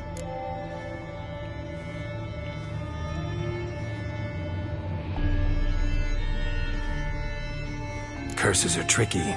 They play on irony. Always gotta figure out what the catch is. Marlena had spent decades looking for a way to lift it. Transformed into a wight, she stole spoons and lured folk into her home, trying each time to get them to dine with her. Didn't work. So what did? Someone had to sit down and share a meal with her, of their own free will. They had to eat without using spoons, and make her look at her reflection. That's it? That was all it required?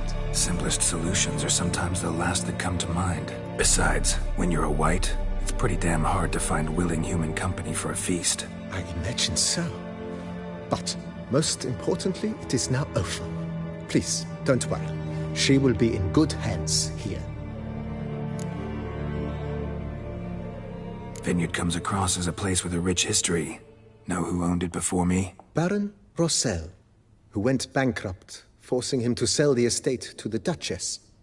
The Baron, in turn, had purchased it from Monsieur Bolius of the Headsman, a truly colorful man of Kedweni origin. He was actually a headsman? No, not him, but his great-grandfather. Indeed. Apparently, he was a common cut-purse who somehow secured for himself the post of ducal headsman in Beauclair. Went about his work with an exceptional penchant. They say he chopped off more heads than there are grapevines in the ducal vineyards. He never hesitated, not once. Never sliced unevenly, never botched a job.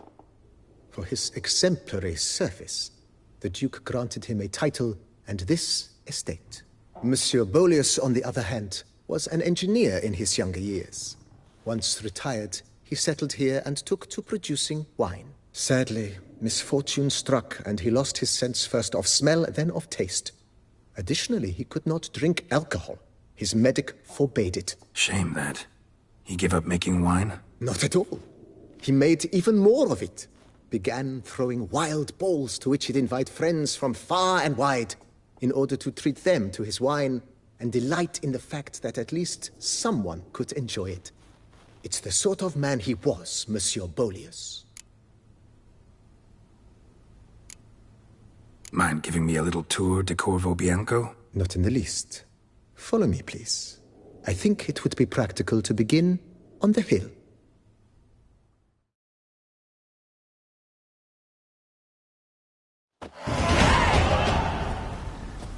Behold, sir, your estate in all its splendor. Pretty vast. Indeed. And now, sir, allow me to show you a handful of interesting details. Follow me, please. Been a majordomo all your life? Yes, I come from a long line of majordomos. My father was a majordomo, as was my grandfather before him, as was my great-aunt. In fact, she was the one to start the tradition. Great-aunt? A hard woman. It is said that already as a child, she knew where she was going and went there. When she arrived in Beauclair, she signed on as a chambermaid at one of the vineyards.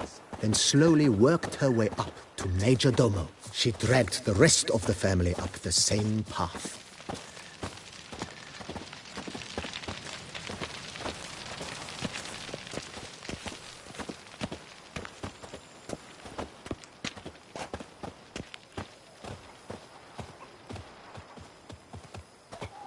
The servants' quarters. I occupy the green home. With the Duchess's permission, I have hired a full staff. Their salaries to be paid from the ducal treasury. Nice of her. Not the most sightly part of the estate, I admit. But I think it's worthwhile for you as master of the domain to know where the help stays.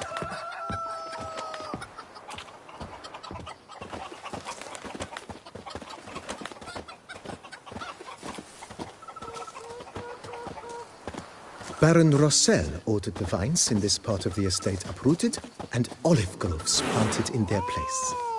They look beautiful, especially come spring. Don't look at all bad now, either.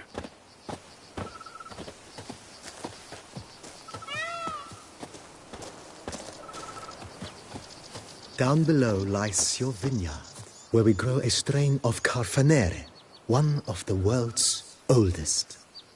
Aged in oak barrels, it provides for an exquisite wine with distinct blackberry, wild cherry, plum, and cinnamon notes. Marvelous. Have to try it one of these days.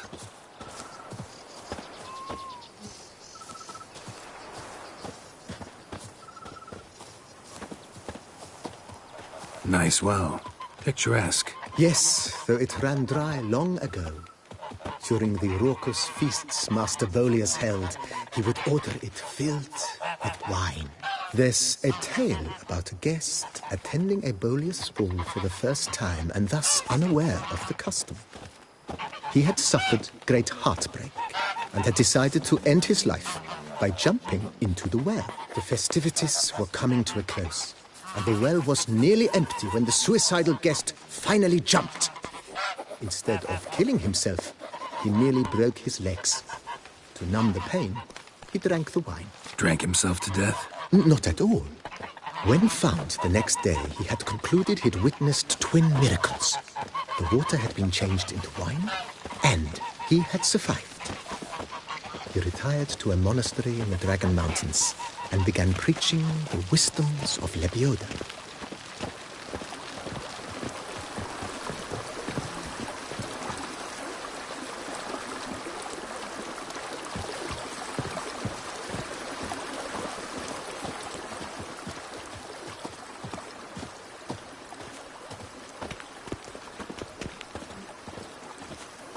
Monsieur Bolius's wife Nina kept a garden here. A supremely lovely place it was. Bit neglected now. I agree. Yet nothing stands in the way of restoring it to its former glory, and once again planting it with herbs and other vegetation.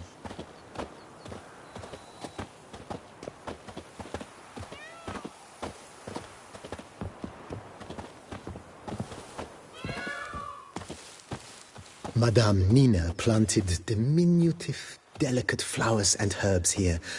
One might say their aroma still hangs in the air. You're quite the romantic, Barnabas Basil.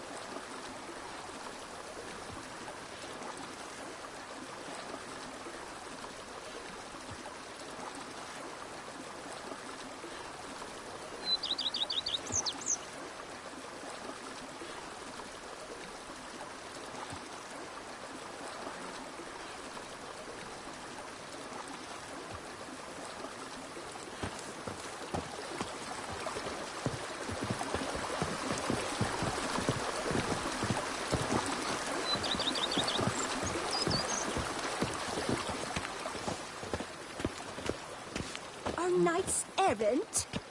They're so heroic, we had to summon a witcher to do This their work. served as an additional wine cellar in years of plentiful harvests. Bit of work, and it'll make a fine stable for Roach.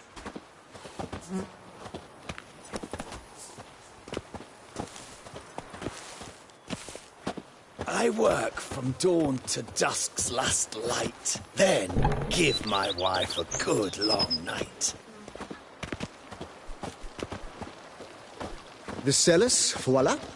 During Monsieur Bolis's time, wine was kept here, but Baron Rossel used it to store olive oil as well. I took the liberty of cleaning up the mess, which I made while fighting the Bruxa. Thanks, Barnabas Basil. Appreciate it.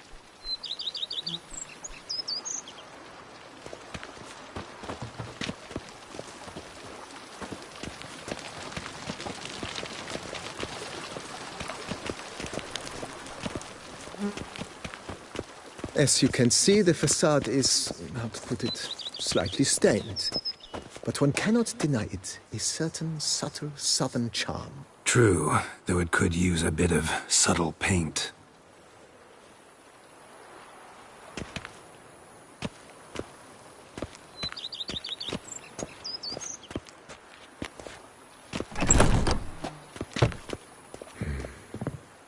And welcome inside. On the left is the master bedroom. On the right, the dining hall and kitchen.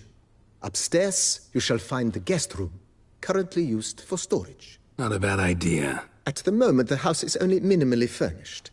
Yet I believe we will, together, devise some innovative arrangements. A few paintings, for instance, would breathe new life into the abode immediately. With that, sir, you've seen the full lay of the land.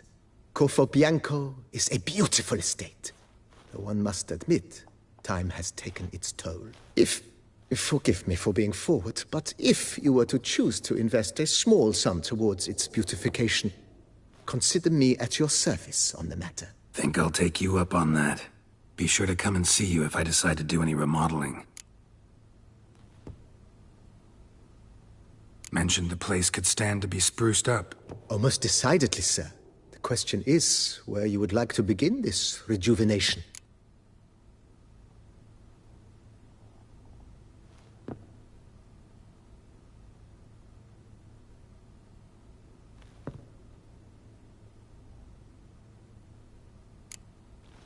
Got these spacious grounds.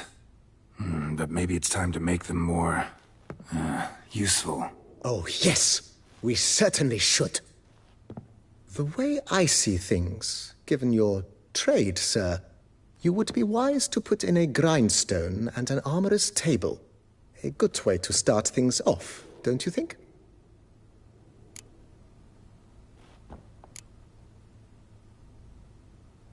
In my trade, my blades get dull pretty quick. Could use a grindstone, professional grade. Of course. No one would consider that an unnecessary extravagance, I would wager. Then send out for one, please. A high-quality stone to be set up in the yard. Of course. I shall send a runner to town at once. I believe you shall be grinding to your heart's content by tomorrow. Will you be needing anything else, sir? My armor needs work from time to time. You know, oil this, reinforce that. Could use a decent work table where I could do all that. Admiral Rompali once hired a specialist who made the finest armorer's tables this side of the Yeruga. I will contact him at once. Good. Order me up a table like that. Immediately, sir. I expect it will take at most 1 day to arrive. Will you be needing anything else, sir? Been thinking about the outer walls. Maybe a fresh coat of paint or some patching. If I might dare to make a suggestion, why not start with a general renovation? I once oversaw such work at Admiral Rompeli's summer residence. The effects were simply breathtaking. Not only did the residence positively sparkle afterwards, but we also made room to display the Admiral's armor and weapons, of which he was a passionate collector. It's in your hands then. Make the place shine. I shall get to work immediately. Within a day's passing, I shall have sent for the crew which rebuffed the Admiral's residence. They are the finest specialists around. Highly skilled at what they do, it shall not take them too long, I wager. 2 days after they begin, your eyes will behold your residence in its refurbished, rejuvenated, beautified state. Is there anything else you require, sir?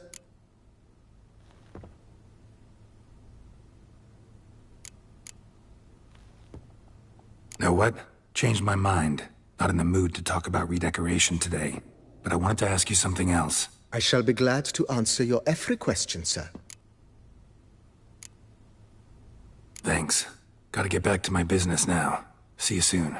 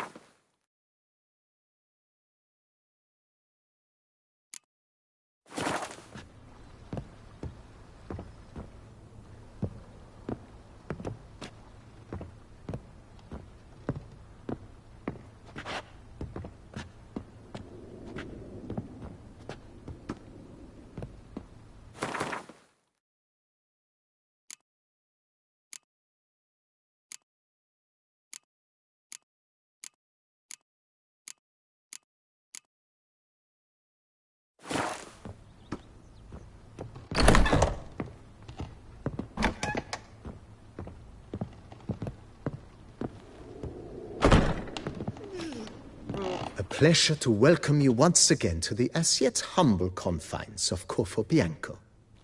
When last we met, I did not get the opportunity to present my credentials. With your permission, I shall do so now. I previously served with distinction at the Nibli family manor and in Nazaire with Admiral Rompali, who, as you are certain to know, is an extraordinary, demanding gentleman. Whoa, Barnabas Basil. One thing you ought to know, I'm not your typical landed gentleman. Truth be told, this is the first real property I've ever owned. Oh, in that case, you must leave it all to me. I shall organize, see to everything, and whip the house into order. I dare say this place will soon be the most prosperous vineyard around. Great. Can already see I'm in good hands. Starting to really like this place. Maybe we should keep going, refurbish some more. What do you think, BB? As you wish, sir. Shall we see to the house or the grounds this time?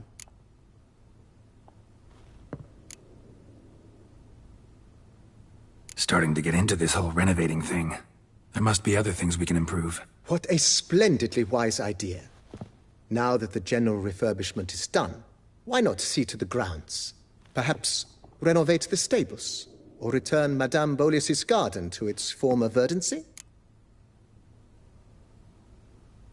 You know, Roach, my horse?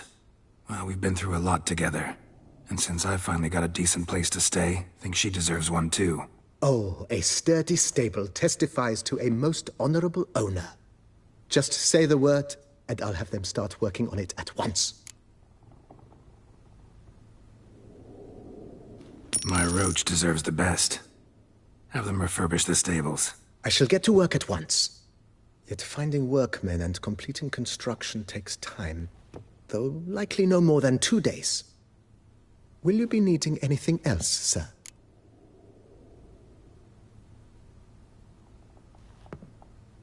So, sometimes I have to brew a potion, but I can't find the herbs I need growing anywhere nearby.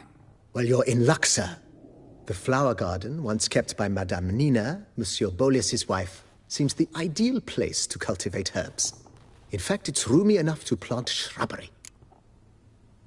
Good idea, Barnabas Basil. Herbs there will save me hours of painstaking searching and harvesting. The idea is yours, sir. I am but the humble executor of your will. I believe we shall have sown the first seeds in 2 days' time. Will you be needing anything else, sir? Feels like by investing a bit of coin, I could make the house more functional. Indeed, momentum is best maintained once established. Now that we've finished the general renovations, you might begin to consider such things as a new bed, or additional armor stands, or weapon racks.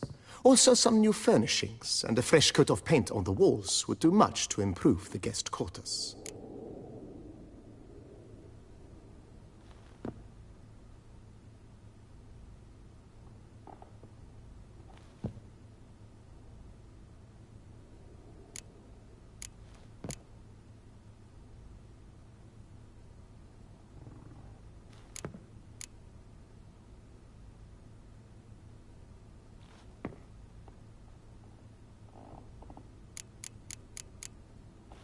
Thinking about buying a comfortable bed. Always wanted one. Excellent idea. In your profession, rest is supremely important. But say the word, and I shall order you a bed from the carpenters who craft comfort for the court. Great. Order me a fine bed, please. Think I deserve one at my age. True indeed, true indeed. I shall send a runner at once. The bet will be in place by this time tomorrow.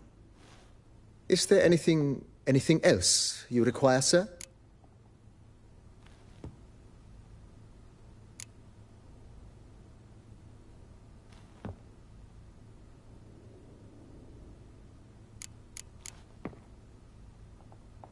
Along the path, I've often picked up well-crafted, beautifully ornamented armor.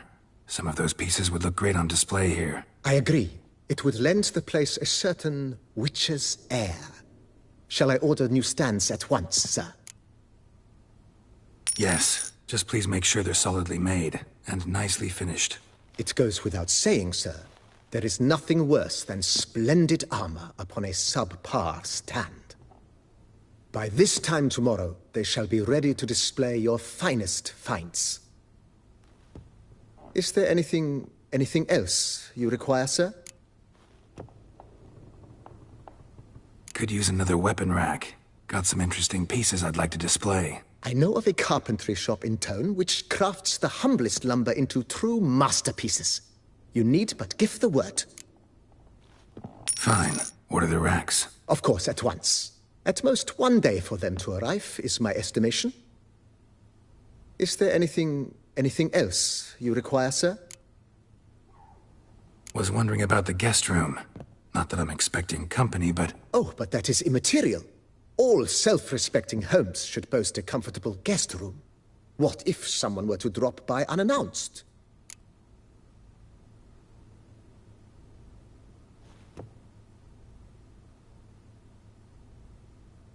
Yeah, sooner we start on that the better. I can tell a man of action immediately. I'll see to it myself. The room shall be ready in 2 days, in my opinion. Is there anything else you require, sir? That's all for now, BB. Thanks.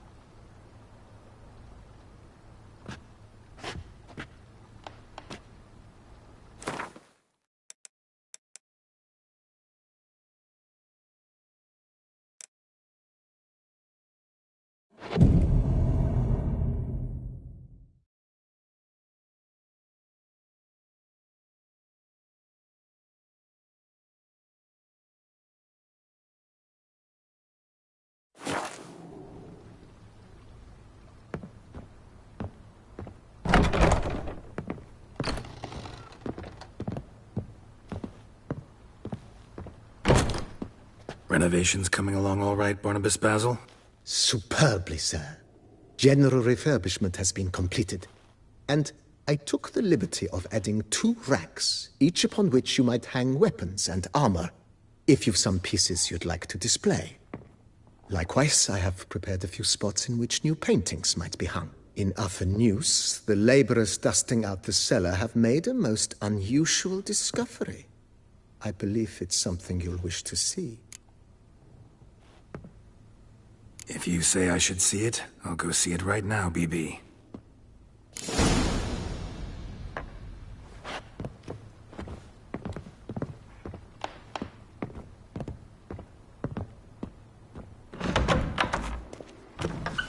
to any knight and shout, "The beast!"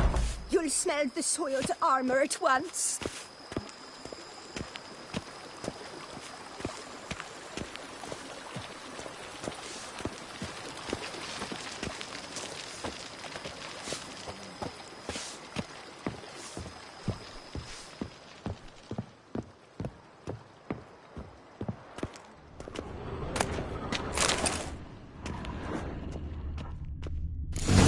Strange. Something behind this wall, I think.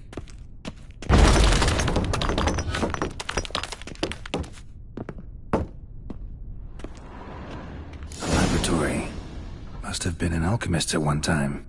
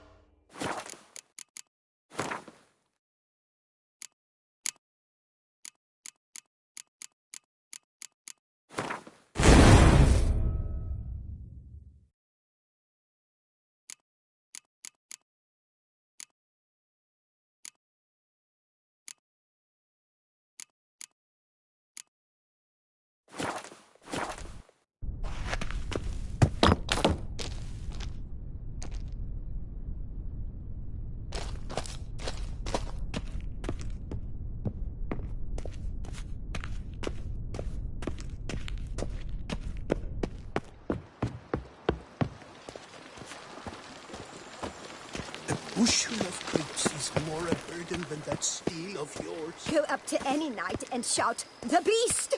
You'll smell the soiled armor at once.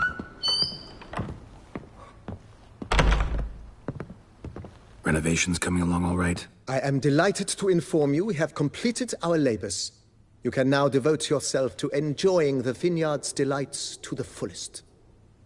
You must forgive me my temerity, sir, but I thought, with all the work on Corfo Bianco completed, and with the estate looking more beautiful than ever, it might be appropriate to commemorate the moment. Sure, why not? During the tidying that preceded the renovations, I came across a bottle of Sapramento, the 1250 vintage. I cannot say by what miracle it survived, but it is here, and we've cause to open it today. And then he ran straight into the crowd, burning bouquet in hand. All thought it a part of the performance, so they only laughed, even when the decor began to catch fire. It was not until the flames engulfed Baron Mahevkin's beard that folk began to realize something was amiss and went to put out the fires. Sounds like Monsieur Bolius and Madame Nina threw some first-rate balls here. It was so. In this regard, Baron Rossel was decidedly more reserved. So tell me, Barnabas Basil, what's the wine situation like here? Am I going to produce any this year? This year is out, I fear, sir. Last autumn, a fungus destroyed all the vines. Baron Rossel had new ones planted, but it will be some time before they start bearing fruit. Assuming that is, the fungus does not reappear. That'd be bad. This Sapramento got me dreaming. It's amazing. Isn't it, though? Allow me to top you off, sir. There. Thanks.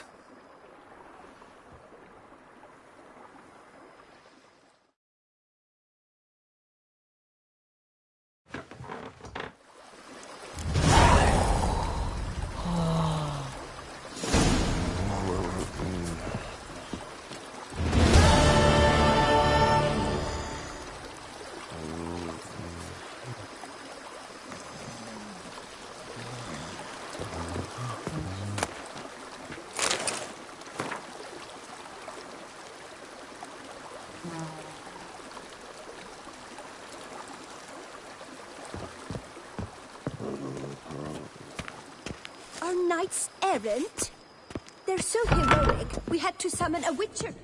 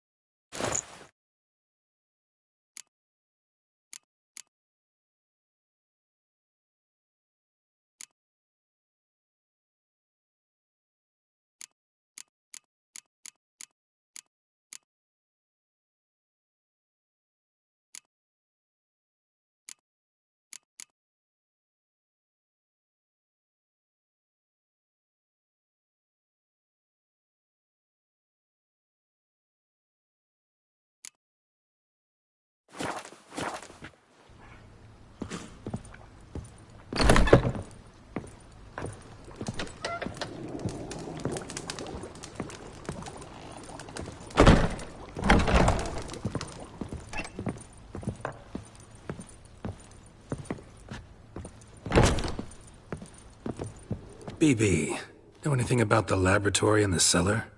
One of the previous owners take an interest in alchemy? A laboratory? Alchemy? I know nothing of it. But I understand that to a witcher this must be a very intriguing find. It is. It was walled up.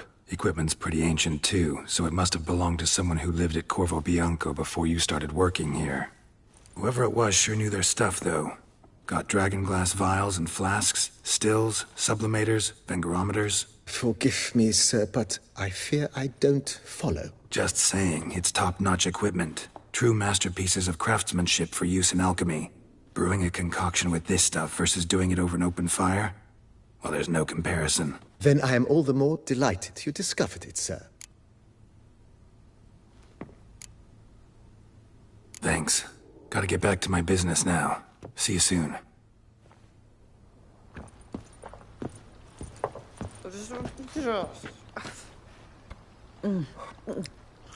Tasty. So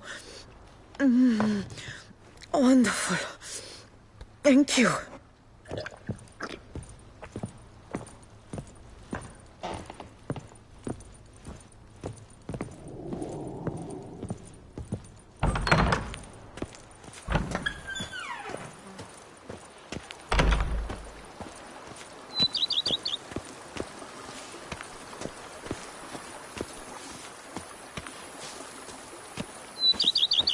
I've a daughter, you know. She's fit to wed. Oh, so...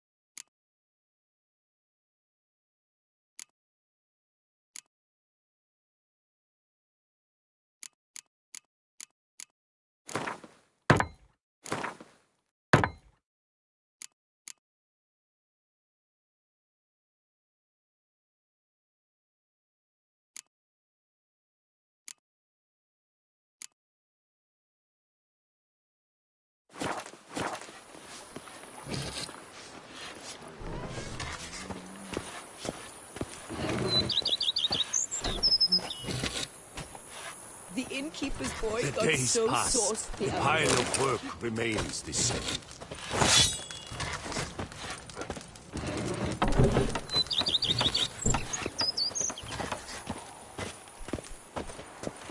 Women and chaps. If thy lips the more don't you stink beat of them, wine, the better.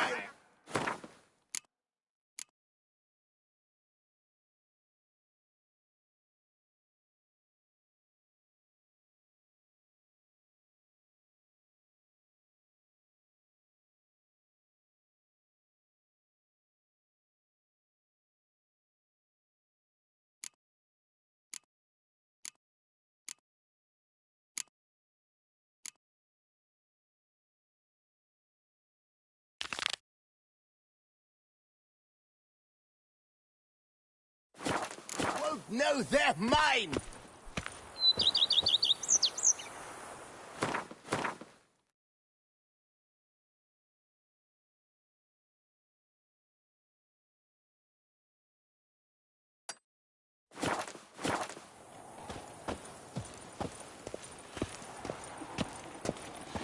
I work from dawn to dusk's last light, then give my wife a good long night.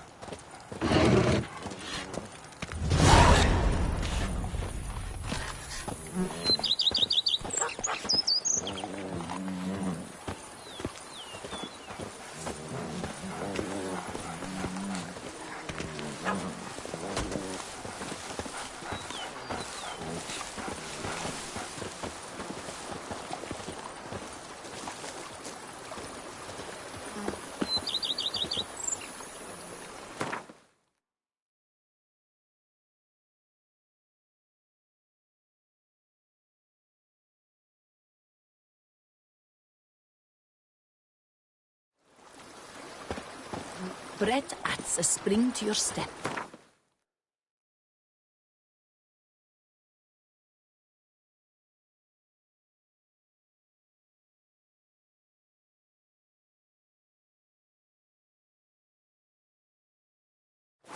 torn.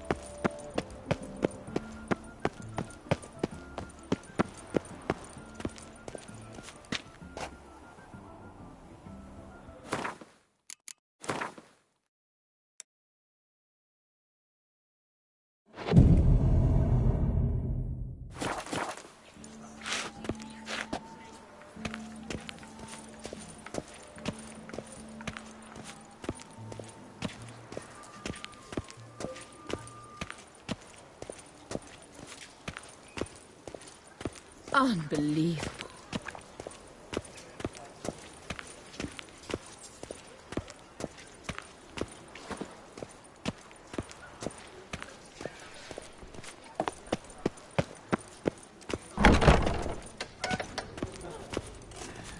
Wipe your boots before you take another step. Don't slurp your food. Don't eat with your hands. Don't pick your teeth with your knife. What? Oh, I'm just jesting. You, sir, clearly were not born in a barn. Welcome to the pheasantry. The best auberge in all the duchy.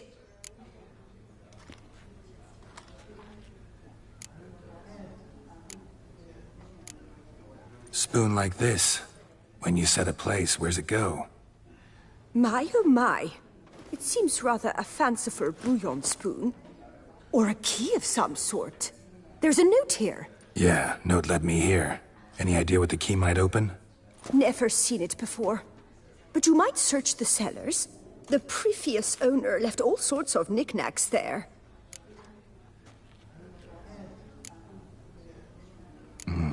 What are you serving up today?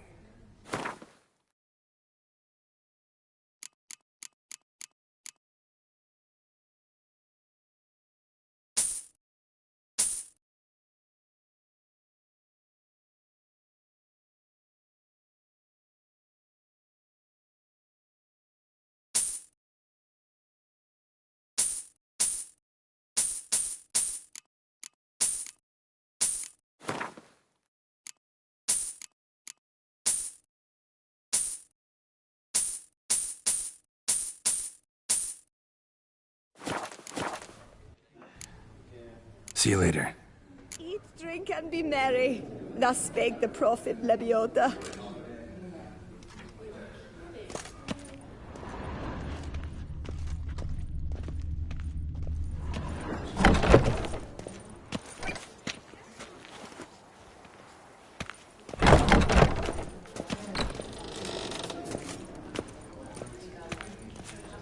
The Duchessa, our sweet shining sun.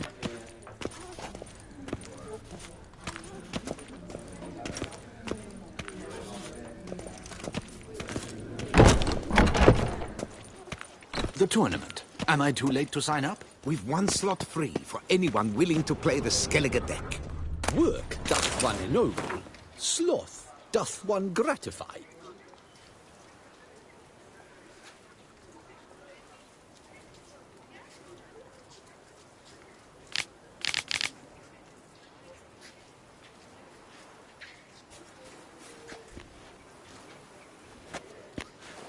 I assure you, Skellige is just as strong as the other factions. It shall soon be considered canon. Of this I'm certain. I don't know. Always been a Nilfgaard man myself. I must give it some more thought. Geralt of Rivia. Saw a notice about a Gwent tournament. By all means, you've come to the right place. I am Count Martin Monnier, Organizer-in-Chief. Our tourney's more than mere diversion. We've a mission, see? To spread word of my brother's brainchild, Skellige, a new Gwent faction.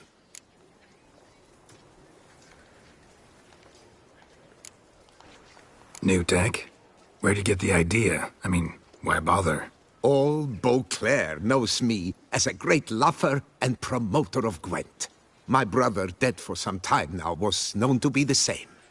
We shared another great passion, travel. Spent a great many years at sea in our youth, marking out our territory in multiple corners of the world. Yet the one that truly grabbed us by the stones were the Skellige Isles. The stormy sea, consumed by a fever, a suicidal awe, dashing itself against somber cliffs. That is the image I retain.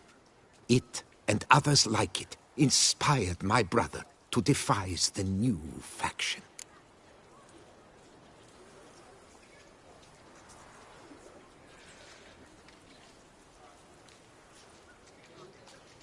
These new cards, tell me something about them. Their design embodies the Isle's spirit, the rage-filled potency, the rough, brutal beauty. Famed Skelligers, heroes of lore, berserkers and beasts, ogle us from the cards. Bran Tuirsek is the faction's leader, of course. And the other famous Skelligers? Hjalmar and Serisan Kreite, naturally, though not conjoined. Also Hemdal the hero, the venerable druid Ermion, the list goes on. The tournament. Where do I sign up to play? Right here with me. I've one slot open, but there's a condition. You must use cards of the Skellige faction. You see, I've already asked a great many seasoned players to do the same. Alas, all fear novelties, disdain process, care too much for the climax, for winning. So they insist on playing with their tried-and-true decks. Long story short, you need a sucker who'll risk it. Take a stab at proving Skellige's no worse than the established decks. Best way to do that'd be to win this tournament using your brother's cards. We understand one another perfectly, I see. Behold this trophy, standing stiff and strong. It could be yours if you win. Not bad. Could look great in my house. On the sideboard, maybe.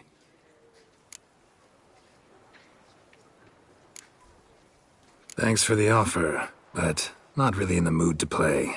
A shame. Though mood has little to do with a real man's performance.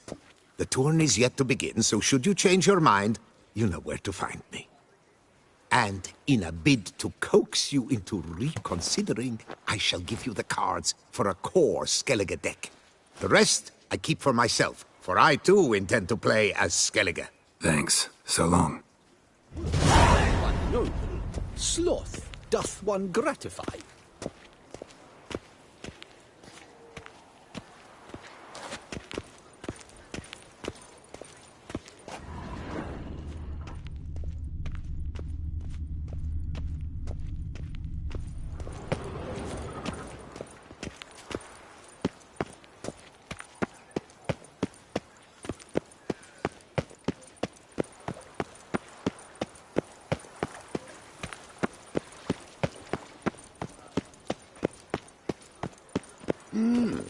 A witcher?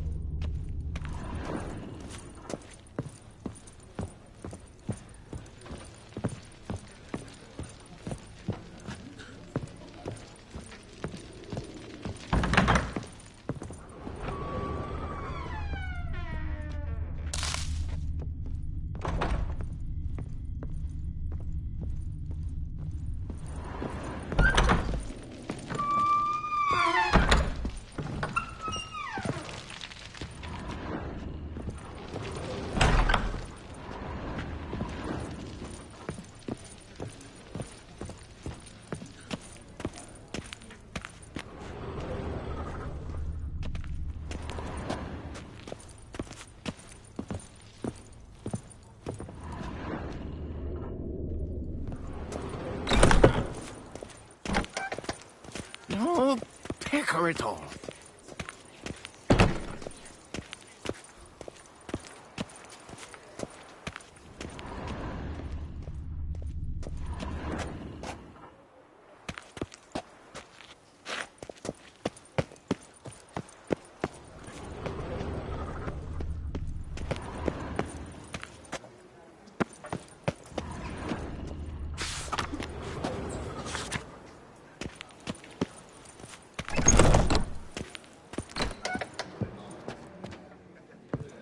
What is it you need?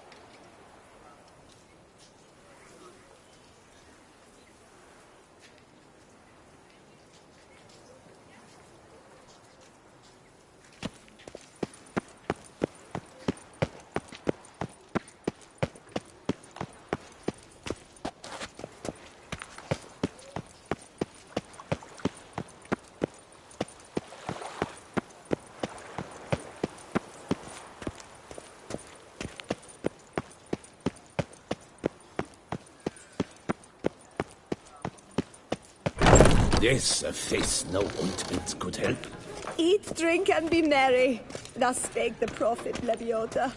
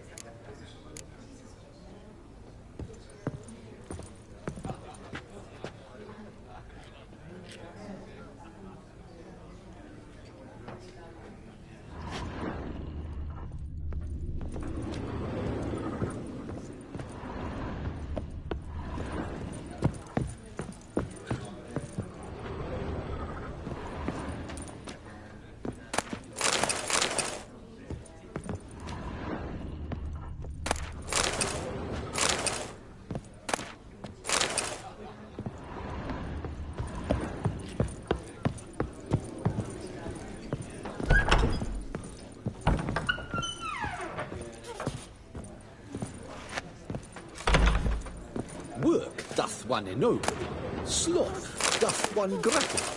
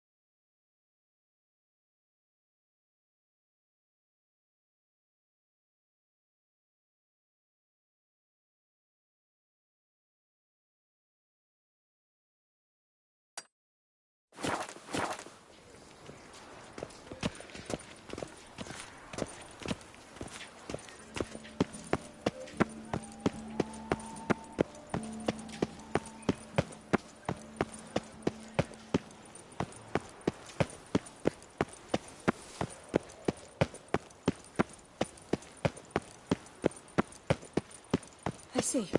Is that Geralt? Geralt of Rivia? Sir! Please, approach!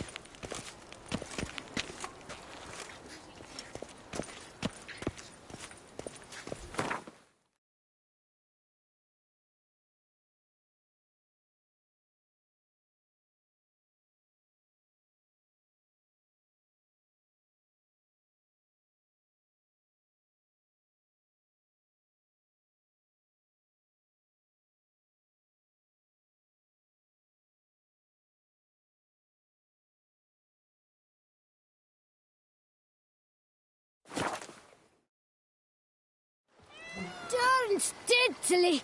My Camilec aches something fierce. Scrub often will soon make a coffin.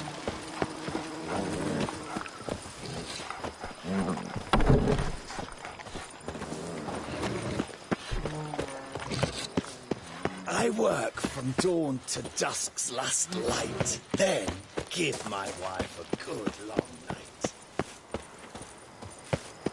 Diddly snaps! My back aches something horrid!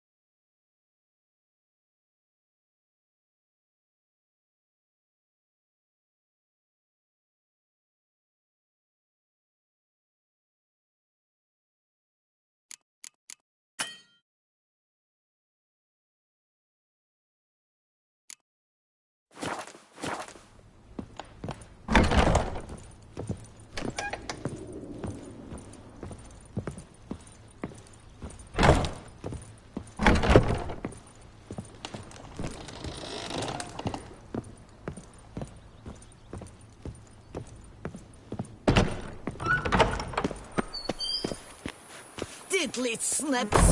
My back aches something horrid! Even a horse drops if you ride it at a constant gallop.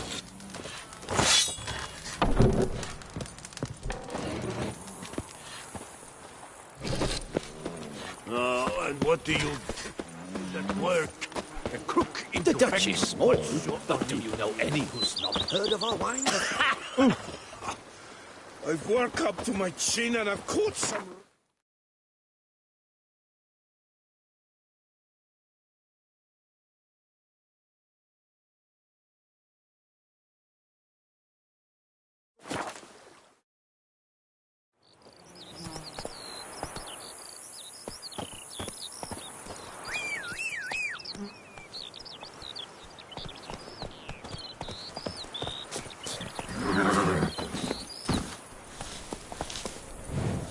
Come on, Roach.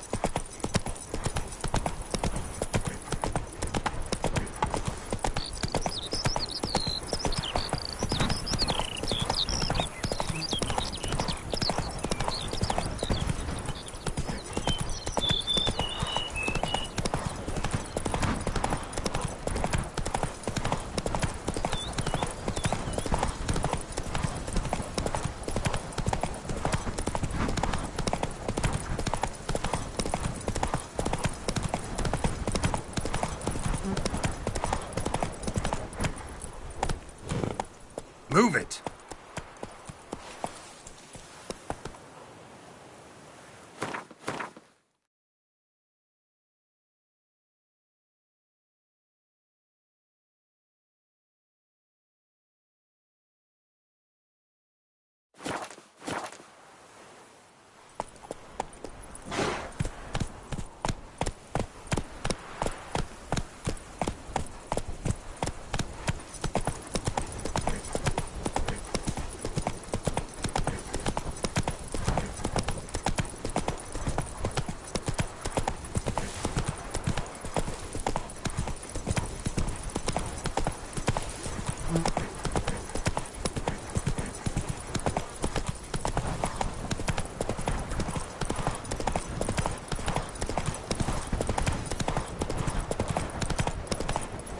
Whoa! I work from dawn to dusk's last light. Then give my wife a good long night.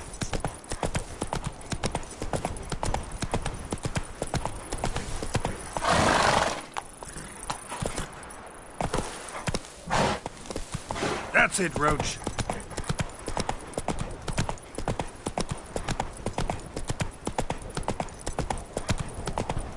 Damn. Something's seriously wrong here.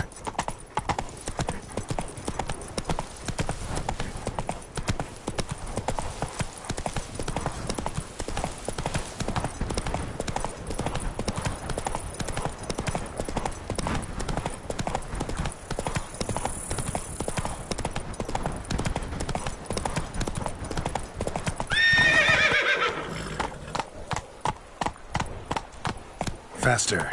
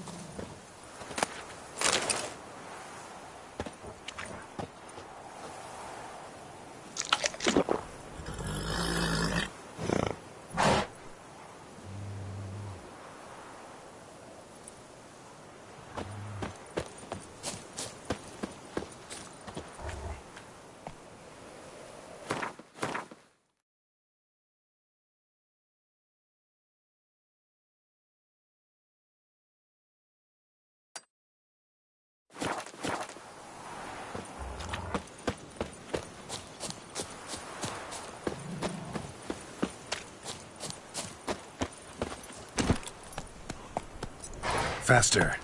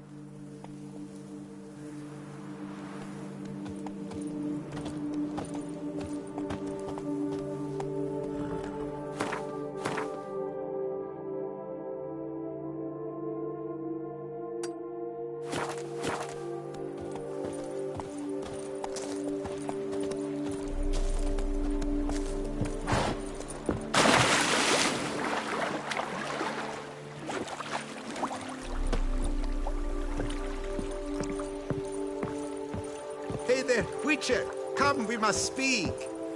Were it not for you, Witcher, that werewolf, he'd have devoured us all.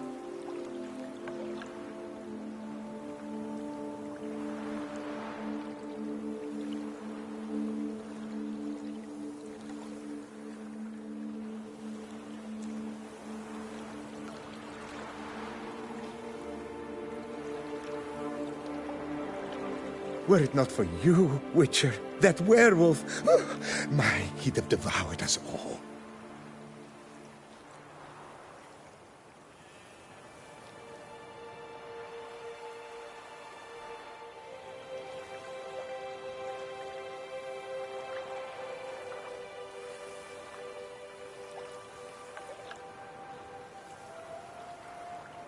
Were it not for you, Witcher, that werewolf, he'd have devoured us all.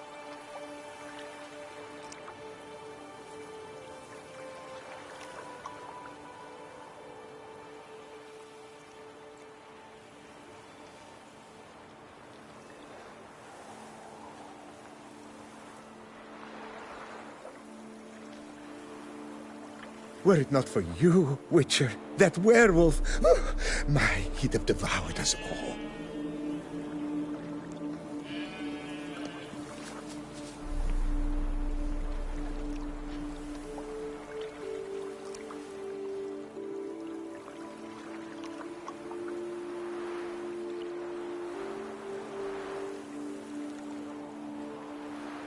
Were it not for you, Witcher, that werewolf, he'd have devoured us all. The werewolf. Did you kill it? Mm-hmm. It murdered folk, devoured sheep, ravaged the farm. Oh, what a relief that's done with. I thank you. If you wish, I shall give you a trim. I just need a moment. My hands are still shaking.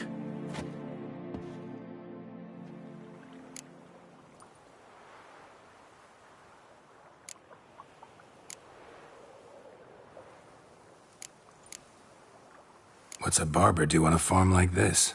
He shears sheep, because sheep are calm, unlikely to scream at him if a lock is out of place, or a color a touch off the desired shade. And here no one threatens to shorten you by a head if you trim a bit too much. Somebody threatened to do that to you? To me? No, but, well, one hears things. I found it impossible to work, under incessant pressure. When I saw the notice, urgent specialist sheep shearer sort, well, I didn't give it a second thought. And it was pleasant at first, but then that werewolf appeared.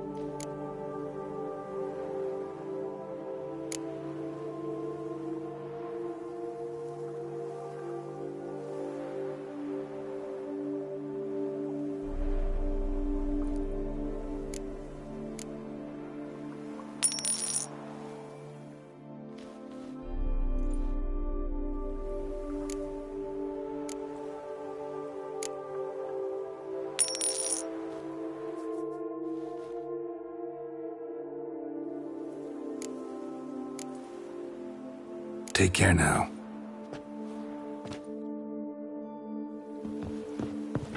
Were it not for you, Witcher, that werewolf, he'd have devoured us all.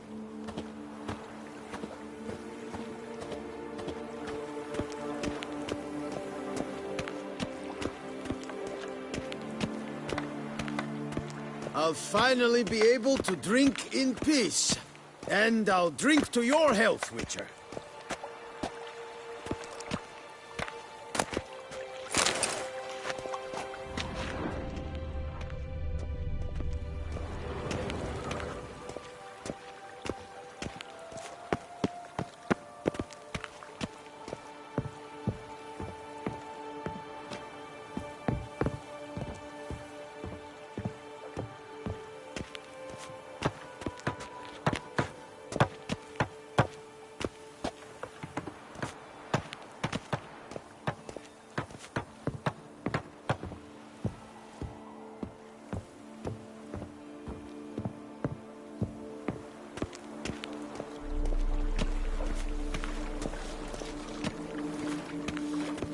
Bum-plout sorcerer, like to be planning to witch our kids away.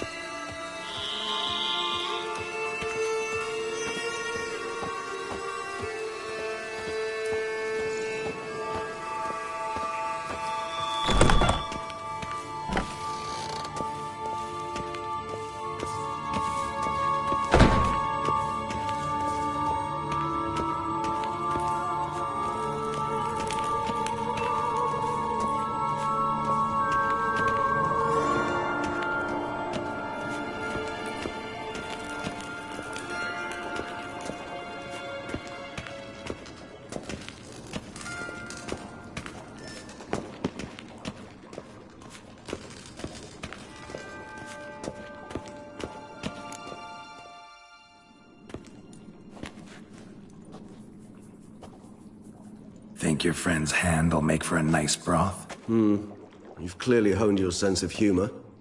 But we are not cannibals, Geralt. I took a fragment of tissue from the hand. It will suffice to prepare some resonance. What did you do with the rest? I cremated it, as our codex commands. A raven told me you'd acquired the necessary ingredient.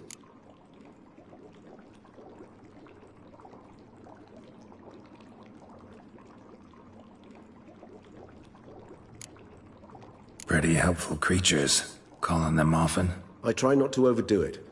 But they can be so useful. As they were now, when I merely needed to be sure I could arrive in time should things go sour. Managed fine alone, but thanks for the thought. Gonna need much longer to finish brewing resonance?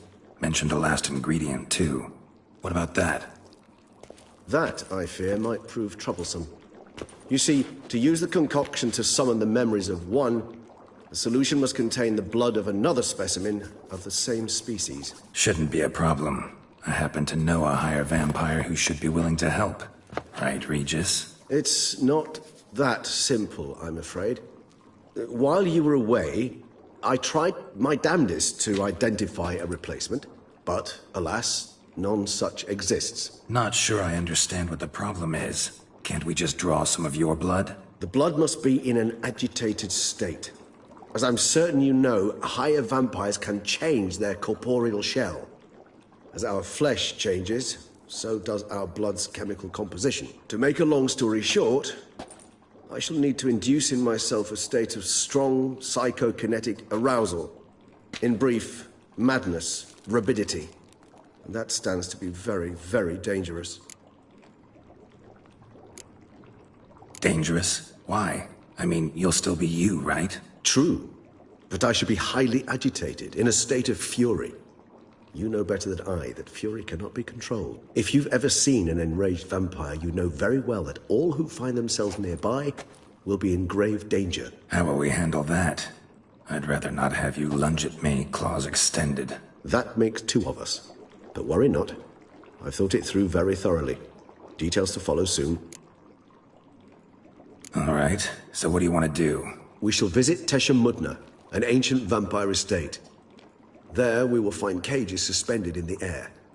I will enter one, be confined.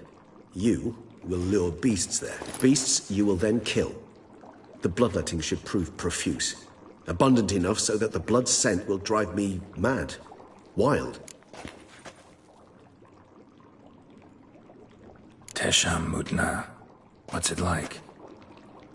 It is a place of torment. A torture chamber. Long ago, shortly after we'd arrived in this world, one among us named Kagmar developed such a taste and lust for human blood that in one night he could imbibe an entire village. This brought trouble on the entire species. Common folk wearied quickly of living in constant fear. They began to hunt us, seek the aid of mages and witches in tracking us down. So what? Not like they could ever hope to kill you. But they were bothersome.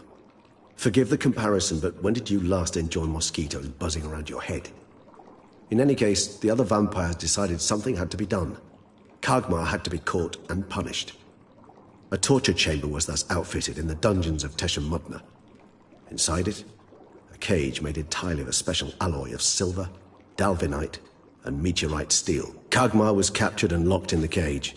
Sat there over 2 centuries, driven to fury time after time, never able to escape. Thus I know the cage will withstand the fury to which we shall drive my humble being. See no reason to dawdle. Tesham Mutna. Take me there. In a moment. Just one last thing.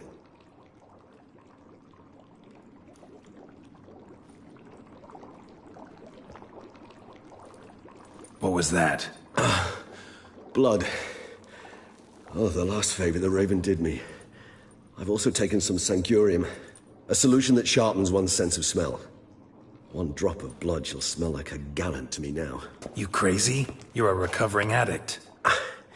Your outrage warms my heart, Geralt. But you must remain calm. I had no choice.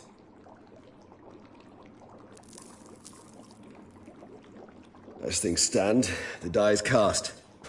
High time we set off for Tesham Mutna. My head's spinning already, and you're starting to smell quite tasty. And you're starting to scare me.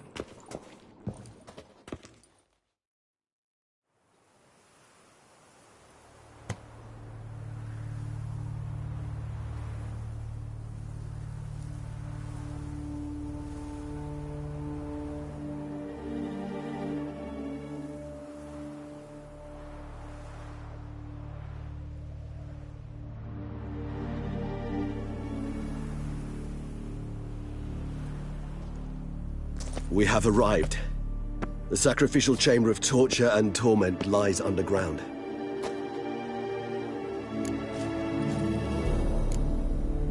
Sure you know what you're doing? I can only hope I do. Please, let's go. The longer we delay, the less control I shall have of my faculties. I'd really prefer not to hurt you. You lead.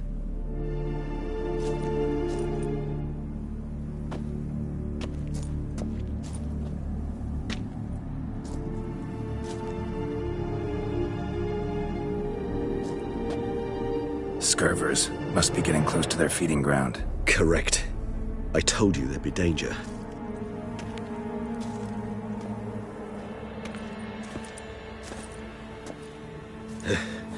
Beyond this wall lies an ancient vampire dungeon. Seen a lot of things in my time. Nothing quite like this, though. I feel honored. A man with such a wealth of experience, yet I'm about to show him something new. Now, to open it.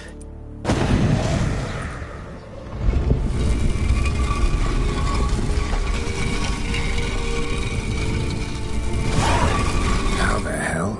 It's an ancient form of protection against unwanted guests. The mechanism which releases the latch reacts only to a higher vampire's blood. Tricky mechanisms, a vampire hideout. Fortified, secured. Must have been important to your species once, Toussaint. It shall always be so. During the conjunction, the gate from our world into this one opened upon this land and no other. This was the first place we saw.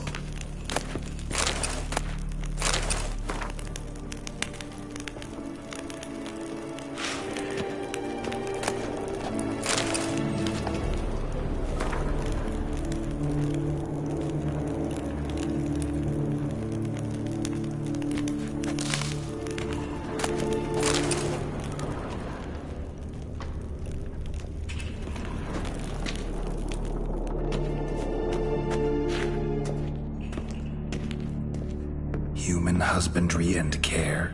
This for real?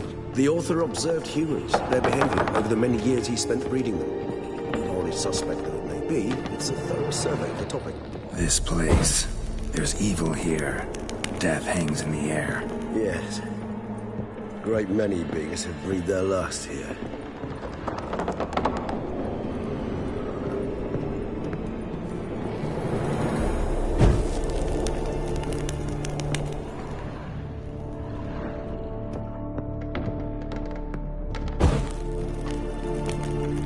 Glyphs are carved into the rock. Coated with blood used to be. They mean something? They're emblems, symbols of, what you would call tribes, dispersed throughout the world after the conjunction. My ancestors placed them here to remind us all where we came from. Seems your kind assembled a peculiar little library. Indeed. Though I personally did not lay a hand to it. What's this symbol mean? It's the symbol of the Dead. Those who went east, beyond the Blue Mountains. And this one? Which tribe's this? Garisham. My tribe, and Detlaf's. We both remained in this part of the world.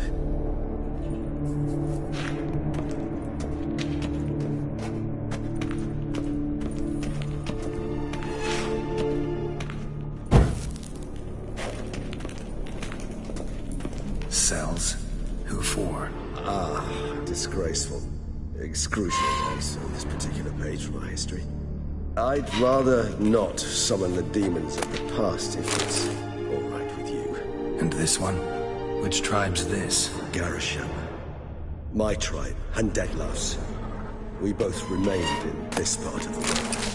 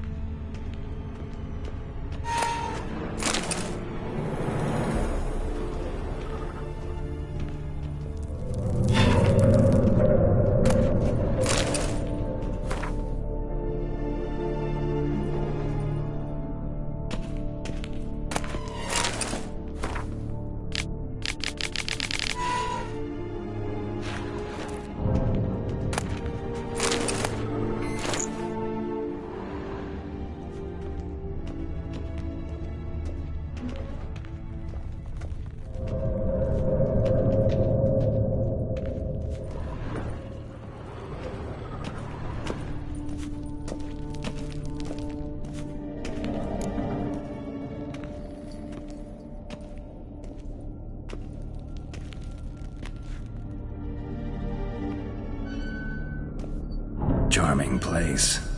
But what are all those cages for? Mentioned one vampire being kept here. Yes, well, you see, humanitarians is something my ancestors were not. They concluded Kagmar would best be punished if he were tormented with the scent of blood he could not taste. Thus, they also kept humans here. Humans whose blood they slowly let. Kagmar ranted and raged in pain as those humans slowly bled to death. They treated them like livestock, live bait. I'd like to be able to turn back time, deny it, but alas, I can do neither. Feel shame for my brethren. That is all I can do. Don't take it so hard. Nothing you could have done about it. Let's get to work. Well, that was awkward. Fine. I prepared the bait. Please be so kind and place it, ideally at the tunnel entrances. The scent will spread most effectively then. Place the bait at the tunnel entrances. Monsters will catch its scent more quickly. When I think how these tunnels got here, send shivers. It was the natural order of things. The place reeked of death and it attracted necrophages.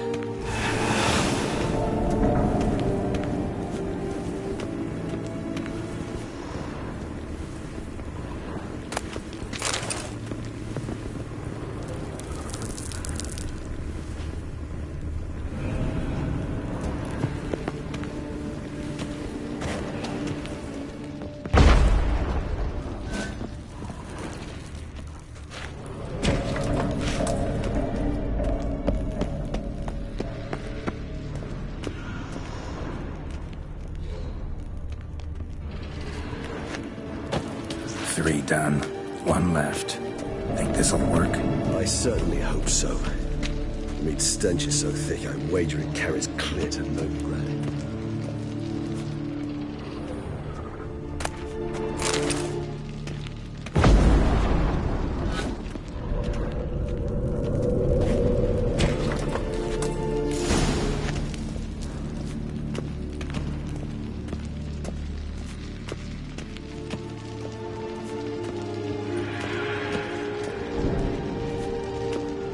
Bait set.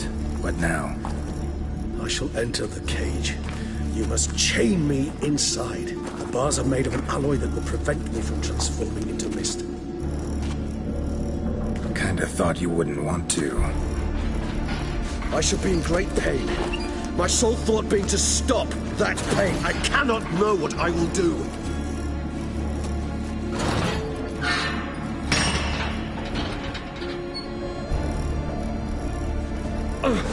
We must hurry. The beasts have caught the scent, also my head started spinning.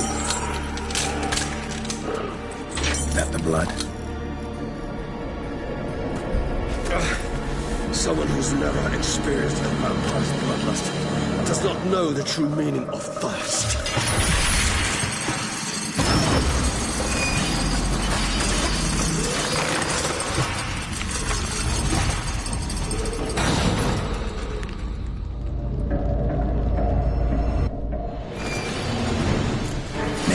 Safe word.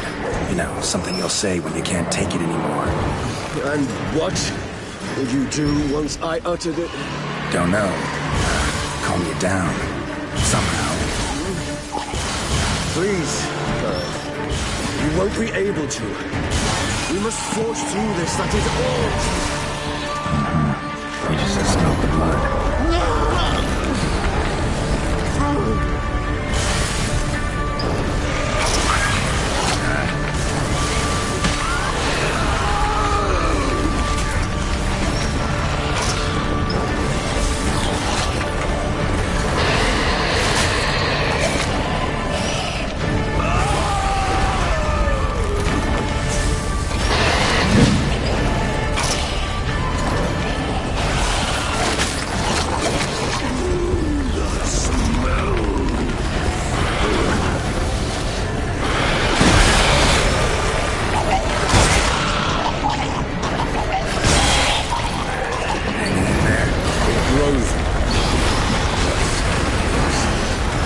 Overcome. Good, because I can hear more coming.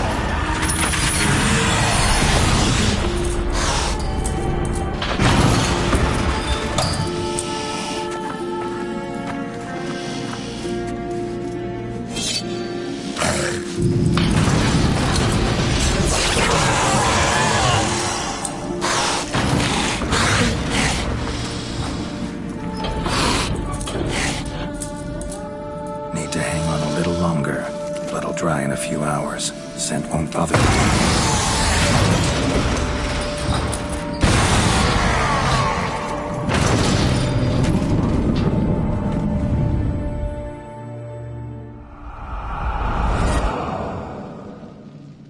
Get you out of here. The concoction.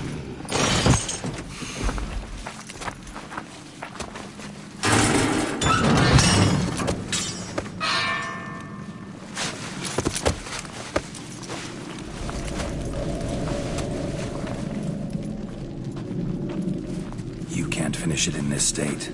Tell me how. I'll help you.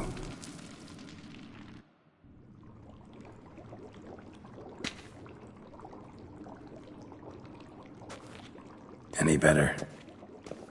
Far from ideal. And some time must pass before I fully recover.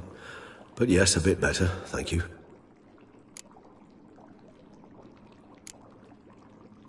Never expected it to be like that. You didn't tell me. We need not discuss it. But we do. Because if I'd known you were going to subject yourself to torture... What would you have done? Found Detloff some other way. I did not wish you to use any other way. Did that occur to you? No, because I thought no being would ever willingly subject itself to that kind of pain. You vampires aren't any different from us in that regard. I told you. The pain is my way of paying my debt. The enormous debt I owe Detloff. If I had to do it again, I would, in a heartbeat. Resonance. It's ready. Are you certain you followed the formula? The proportions were exact, the brewing time precise. This is important, Geralt. The slightest deviation could cost even a witcher dearly. Relax. Got some experience brewing potions. Very well. In that case, let's begin.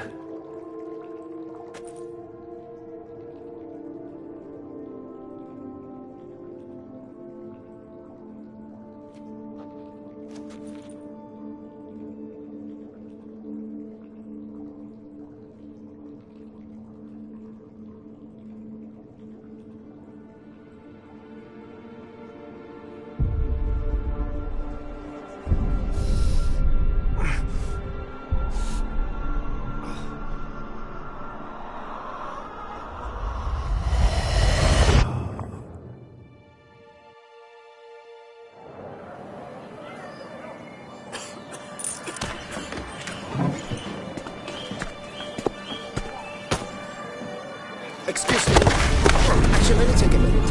You jumped the queue, sir. But, Counsel, you must understand, I've a meeting. Sir, you were next. Please, take a seat. This gentleman was here first. Step down, or you shall regret it. Ah, fails to realize he was your friend, Count.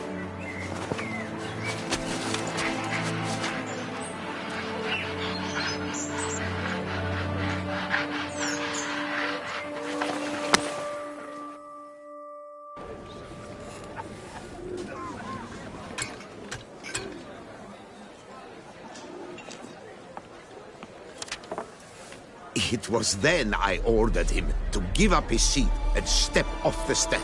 If only you'd seen his face. We got him good, didn't we, Detloff?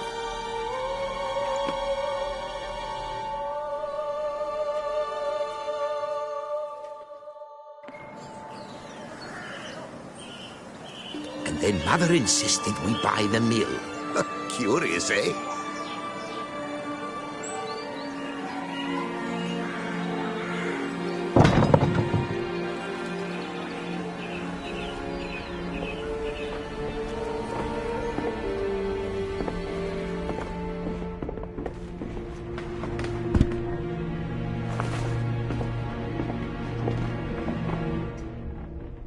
But at least I've a yarn to spin for friends and associates.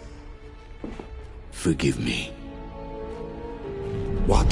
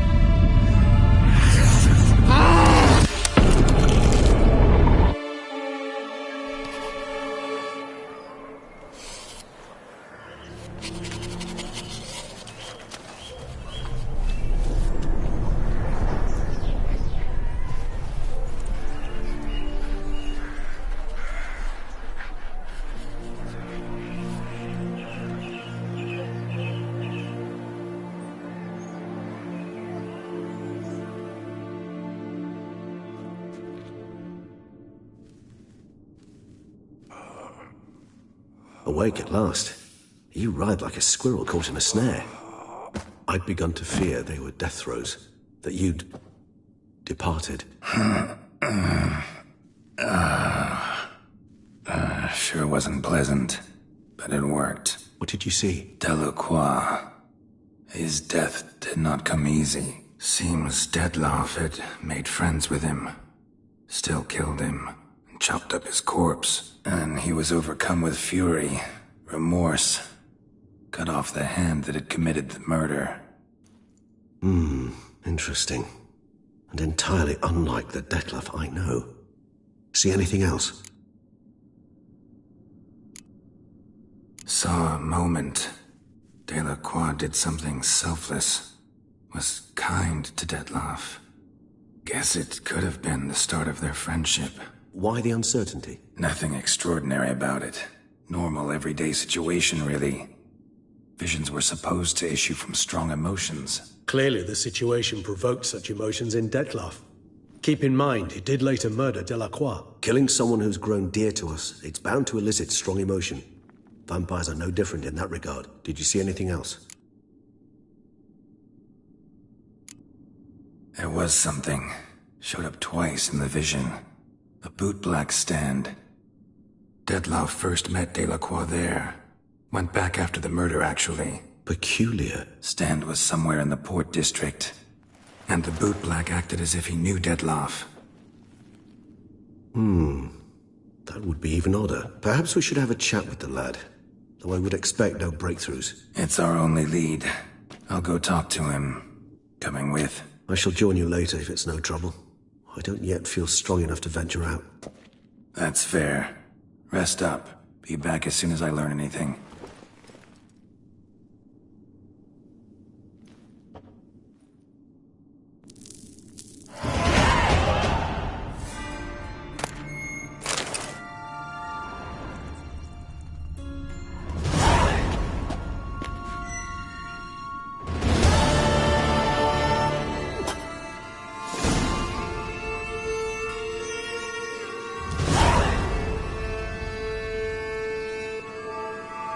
Not now, Geralt. I cannot move a step without your assistance.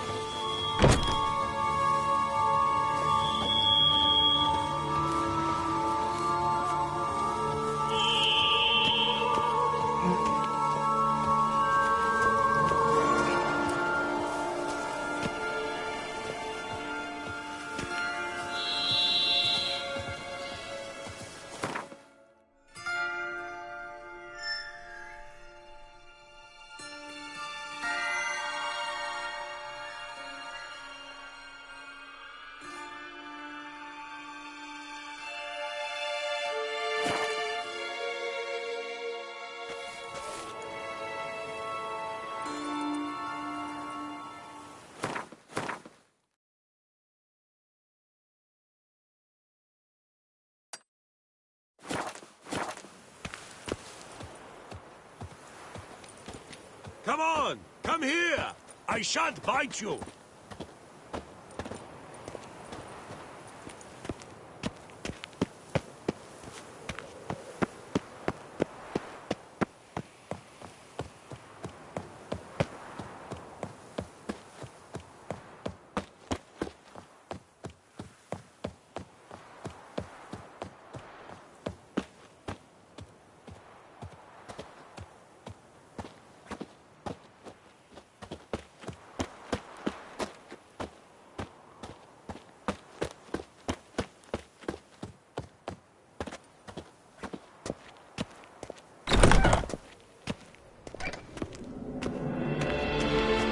Greetings. I hope your search goes well.